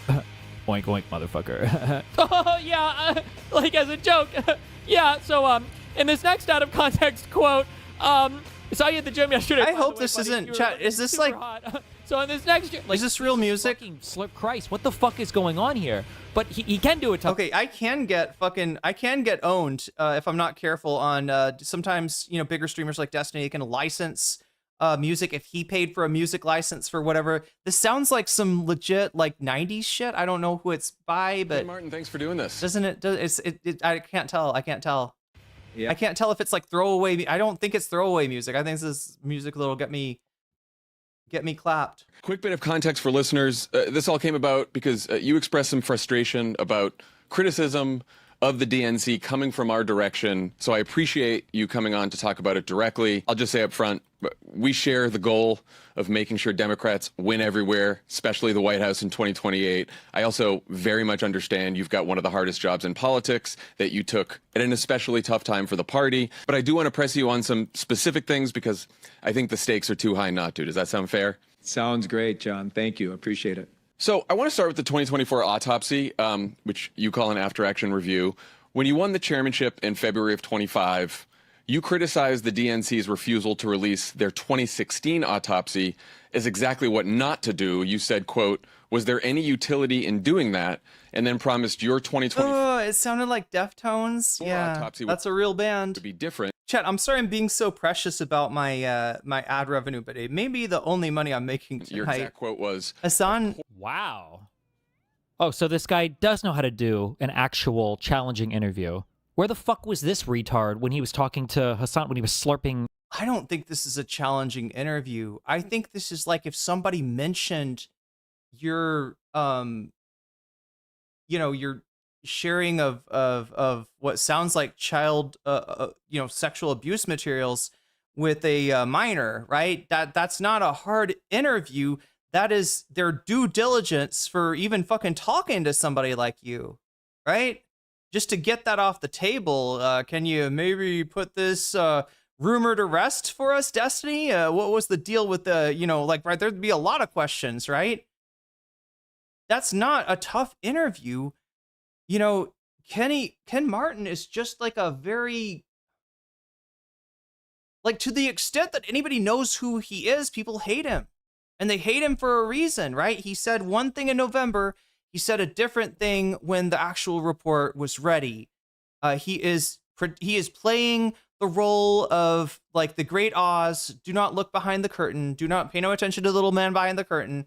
And there's if Favro were to give it now Favro does for center left people, like what he's saying.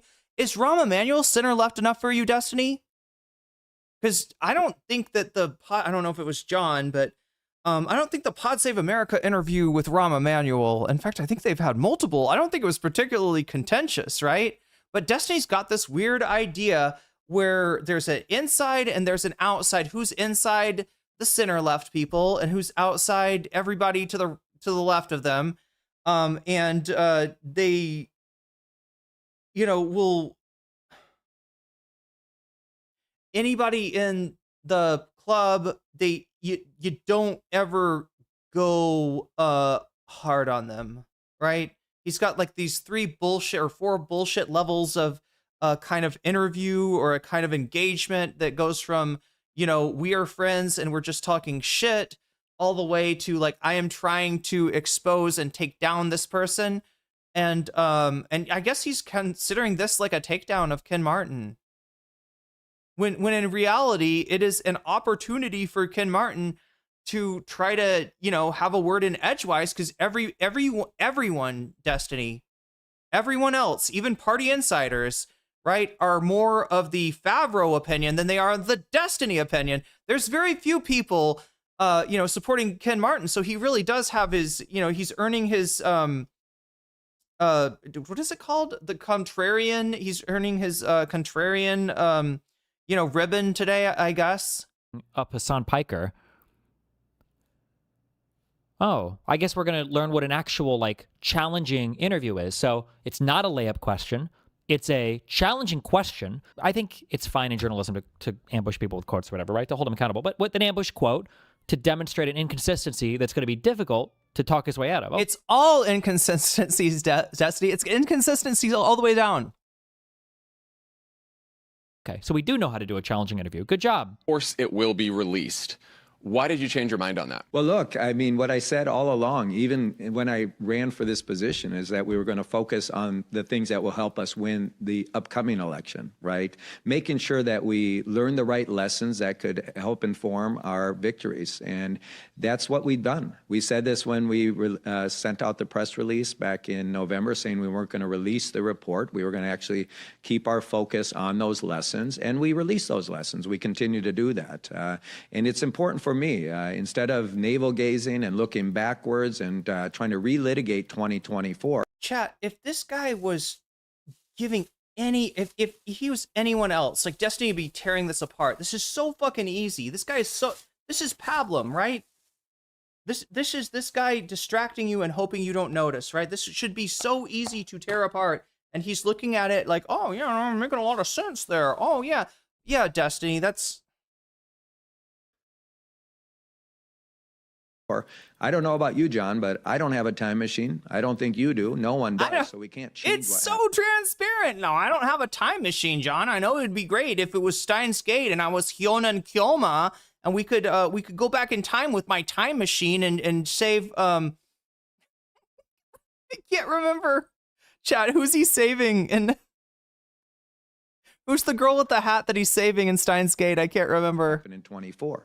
The only thing we can do is actually change what happens in the future, including the 26 election cycle, 28 and beyond. That means we do need to learn the lessons. We need to make sure they help inform our decisions that we're making. And we've been releasing those. We released them just a couple months ago in our playbook, which if you want to look at that, go to dnc.org/playbook, and you can get an example of some of the lessons. We've been releasing them with our donors and with activists and party leaders. We've been talking about what those lessons are, and we've actually been putting those lessons into action. And so it's not completely accurate to say that we didn't release that. Where we're keeping our focus is on the lessons that can actually help us win. Okay, so are you cool with that, Destiny?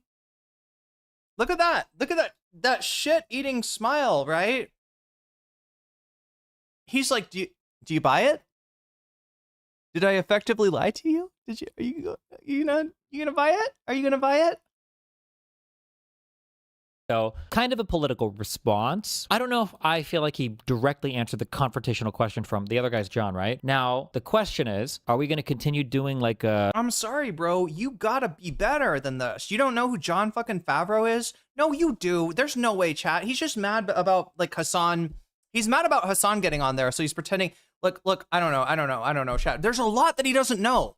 There's a lot that he doesn't know, and this is why I'm covering him today, right? Because he has stuck his fucking head in to something that he just is oblivious to, or is pretending to be oblivious to. And these are some of the worst takes that you're ever going to hear from Destiny. This is my one chance for the next hour to try to fucking roast him like he deserves. Interview, and we're going to go to the next thing, or is this going to be like a... There's a tick, tick, tick. Clock is ticking away. He's going to tell him he didn't answer it, bring back up the quote again, and force answer it. Let's find out. I haven't watched this yet, so I have no idea. Maybe they'll just go on. I don't know. But on this show in August, you told me this about releasing the review, quote, God Damn, we're in hostile interview territory. All right, so they do know. I'm sorry, no, we're not in hostile territory. Destiny, that we're in like the only other territory that we could be in is Dick Suck Mountain. Okay, is that what you want? Do you not want any journalist to ever poke or prod at anything that a DNC official says? By your whole, your standard of the inner sanctum of centrist Dems cannot be touched, right? Everybody else we can purge from the party, but the centrist Dems must not be touched. And since this is the center of centers, the holy of holies, I guess you're just not allowed to do what Jon Favreau is too much of a leftist for Destiny.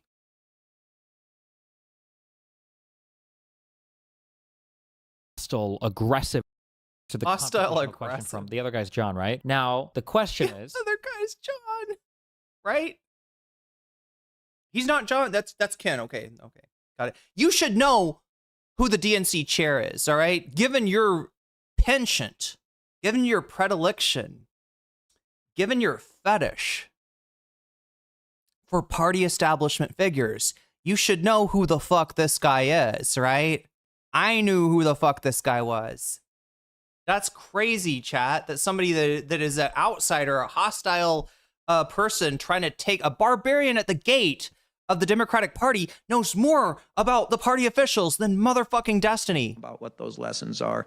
And we've actually been putting those lessons into action. And so it's not completely accurate to say that we didn't release that. Where we're keeping our focus is on the lessons that can actually help us win. Okay, so... Actually been, can get an example of some of the lessons. We've been ago in our playbook, we need to learn the lessons. We need to change what happened in 24. The only thing we can do is actually change what happens in the future, including the 26 election cycle, 28 and beyond. That means we do need to learn the lessons. We need to make sure they help inform our decisions that we're making. And we've been releasing those. We released them just a couple months ago in our playbook, which if you want to look at that, go to dnc.org/playbook, and you can get an example of some of the lessons. I knew I rewound it for a reason, chat. I've probably watched more Destiny than I should have. One of the things that I've noticed is that one of the things that he's sometimes good about is like, hey, he just mentioned, what the fuck?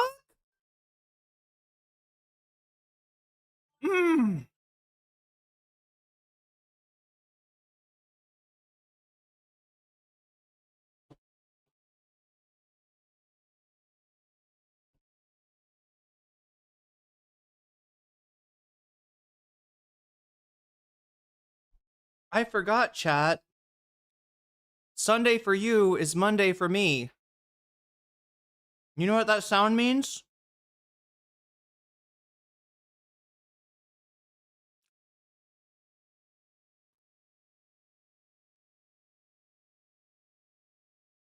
Wait a minute.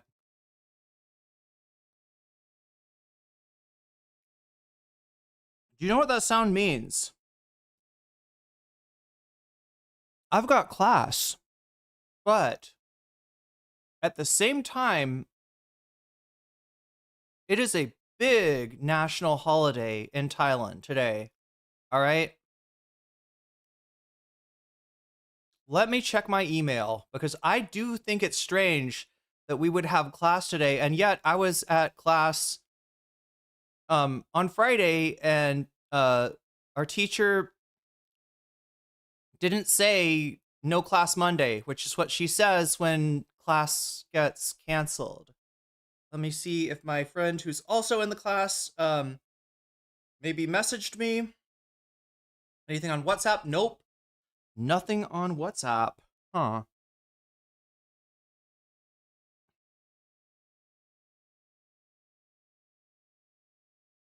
We have class tonight, right?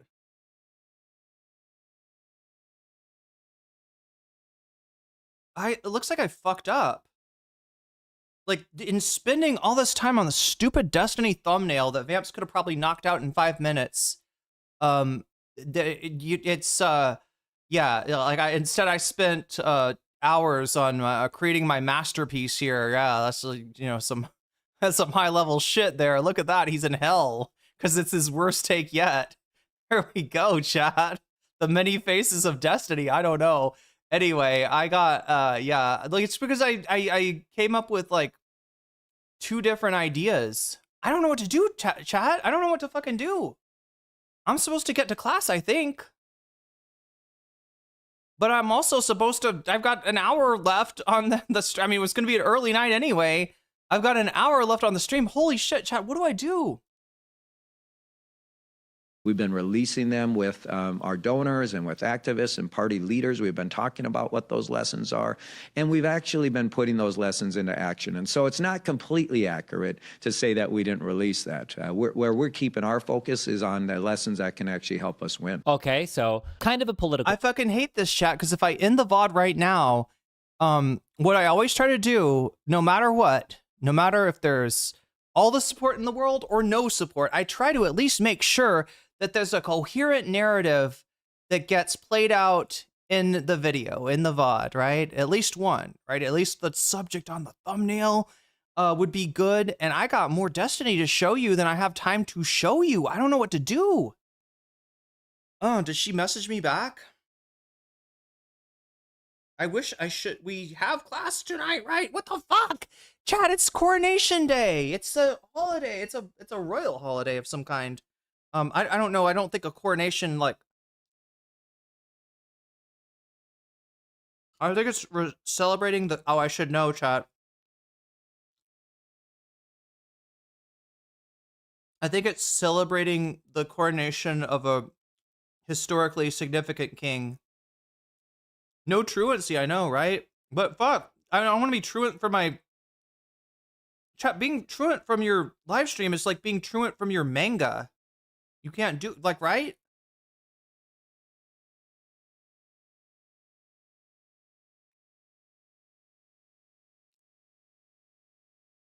Oh my god, that was really good. Chan Gen Lao J. I ate vegan fish. And it was really good. Because the way they make it fishy is they wrap nori around it. It kind of tastes fishy to begin with. I don't know how they make it, but yeah, if you know, so some people might say because of, like, you know, Thailand does have a huge meat culture, that Thailand's not like a vegan friendly place. You just got to kind of know. Same thing in Vietnam. The password, right, is J. Not to be confused with Jai, another common term in Thailand that refers to the heart, but J, right? I think it is related to Jainism somehow, but it's really like the way that Mahayana Buddhists, who are often of like Chinese descent in Thailand, it's how a lot of them eat. And so there's restaurants all around the place. You just gotta look for the is it like this? Yeah, it's kind of like that. And it says J. It looks like 17. There we go. Wait, usually I'd be able to show you like a oh wait, I can. I mean, it's just gonna be backwards is all.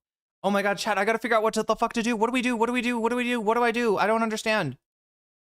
I don't want to let you down, but I can't let my teacher down.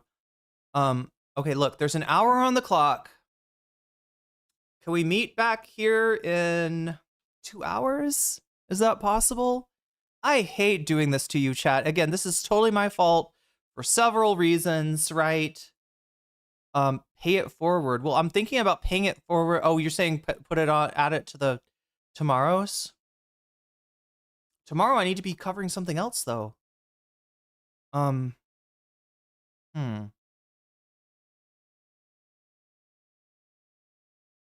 Okay, here's the deal. Fuck. I mean, did I provide you content? Were you entertained at least? Is it entertaining? I hate having a VOD up that is like not, you know, where I'm like, we're gonna cover this, this, and this, and I'm like, oops, I'm like Ken Martin. I'm like, we're gonna have an awesome postmortem. We're gonna look into the data and see objectively what does it say? What's the reason that we lost, right? And then he looks at the data and is like, never mind. You don't need to see this data. Let's not live in the past. Who wants to live in the past, right? I'm like Ken Martin. I fucking lied to you. I was Valutain. Okay, at least you were Valutain. Well, look, chat, I don't have an ML that you can join yet. No, like I gotta talk to PBD about how to set that up. I don't even have merch, honestly, for you to buy. So I don't think I think I'm a little ways away from PBD, maybe. Oh my god, I am hot. I'm sweating, chat. I feel well, it's probably because I ate the spicy vegan fish, though. Chan Gen Blau J Het Ka. Yeah, I gotta always remember to say Ka. I'm sorry, I'm saying it so. Chan Gen Blau J Pet. I think Blau Pet J.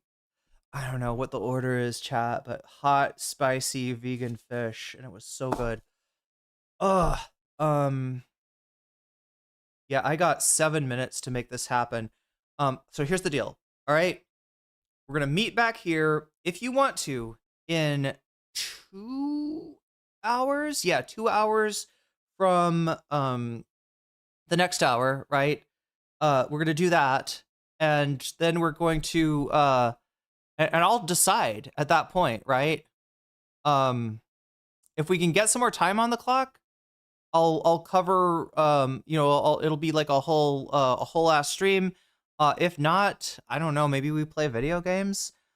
I need to see if I can get the Kingdom Hearts on Steam yet. I need to see if the money from Throne has arrived in my American account yet. But yeah, I'm kind of in the mood for some Kingdom Hearts, actually. But no, we'll probably play, I don't know, we'll make some progress on Persona 2, I guess. If not. So anyway, I'll put some extra time on the board. I apologize for this, chat. It totally, I don't know. It's hard for me to remember that whatever it is in my time, it's like the day before on your... Oh? What just happened? What just happened? I have to sub-add time to do it? Okay, I see. Let's sub-add 15 minutes. Okay, because I blabbed for 14 minutes. That's good. 14 minutes because I blabbed for a little while. We'll meet back here in nope, I didn't do it right. Sub-add time. If I just do sub-add, it'll add 14 meters. There we go. We'll do that, and then we'll hit the pause button. And I really apologize for this. This is like, I should have been on earlier. I shouldn't have spent so much time making the thumbnail. And I shouldn't have had a runny nose before a stream. God damn it. Everything just conspired to make this shit not work today. I don't know. Maybe Omega's right. Maybe I should. Anyway, I'll come back after 2 hours. We'll see who's there. And based on that, we'll decide what kind of stream that I'm gonna give you, and I mean we can pick it up tomorrow. God damn, what? Sorry, this bugs me so much. I'm making animal noises, chat, and not even cute cat noises. I don't even know what that was. That was like a wallaby noise. Does a wallaby make that noise? Raver, you in chat? Can you confirm that? Does a wallaby kind of go like? Is that a wallaby sound? Do I have a good wallaby? In my mind, that's what wallabies sound like. They're like, a wallaby's always kind of worried, right? A little bit, I don't know about this. Like, right? Like the kangaroo is like, look, wallaby, all right? We're gonna go in this, like, check this out. We're gonna go in this lake, all right? And if any dog comes in, we're gonna drown it. And the wallaby's like, it's like the Yogi Bear to the kangaroos, or so the Boo Boo to the kangaroo's Yogi, right? And stealing picnic baskets for kangaroos is like drowning dogs. It's the same thing, chat. I think Rave has gone to bed, and many of you have too. Chat, I hate to end the stream like this. It so sucks because I've got so much energy. I don't know. Maybe it was the honey, roasted honey. What is it? Honey processed coffee. I don't know. Maybe there's something magical in the coffee berry that has just infused me with all kinds of. I was set. Oh my god. Oh my god. Oh my god. Wallaby is an attraction park here. Wait, what? Wait, am I saying the name of the animal wrong? But yeah, anyway, chat, I'm going to be really focused for my Thai class, and I'm going to be still up after my Thai class. So, yeah, be here in 2 hours. Until then,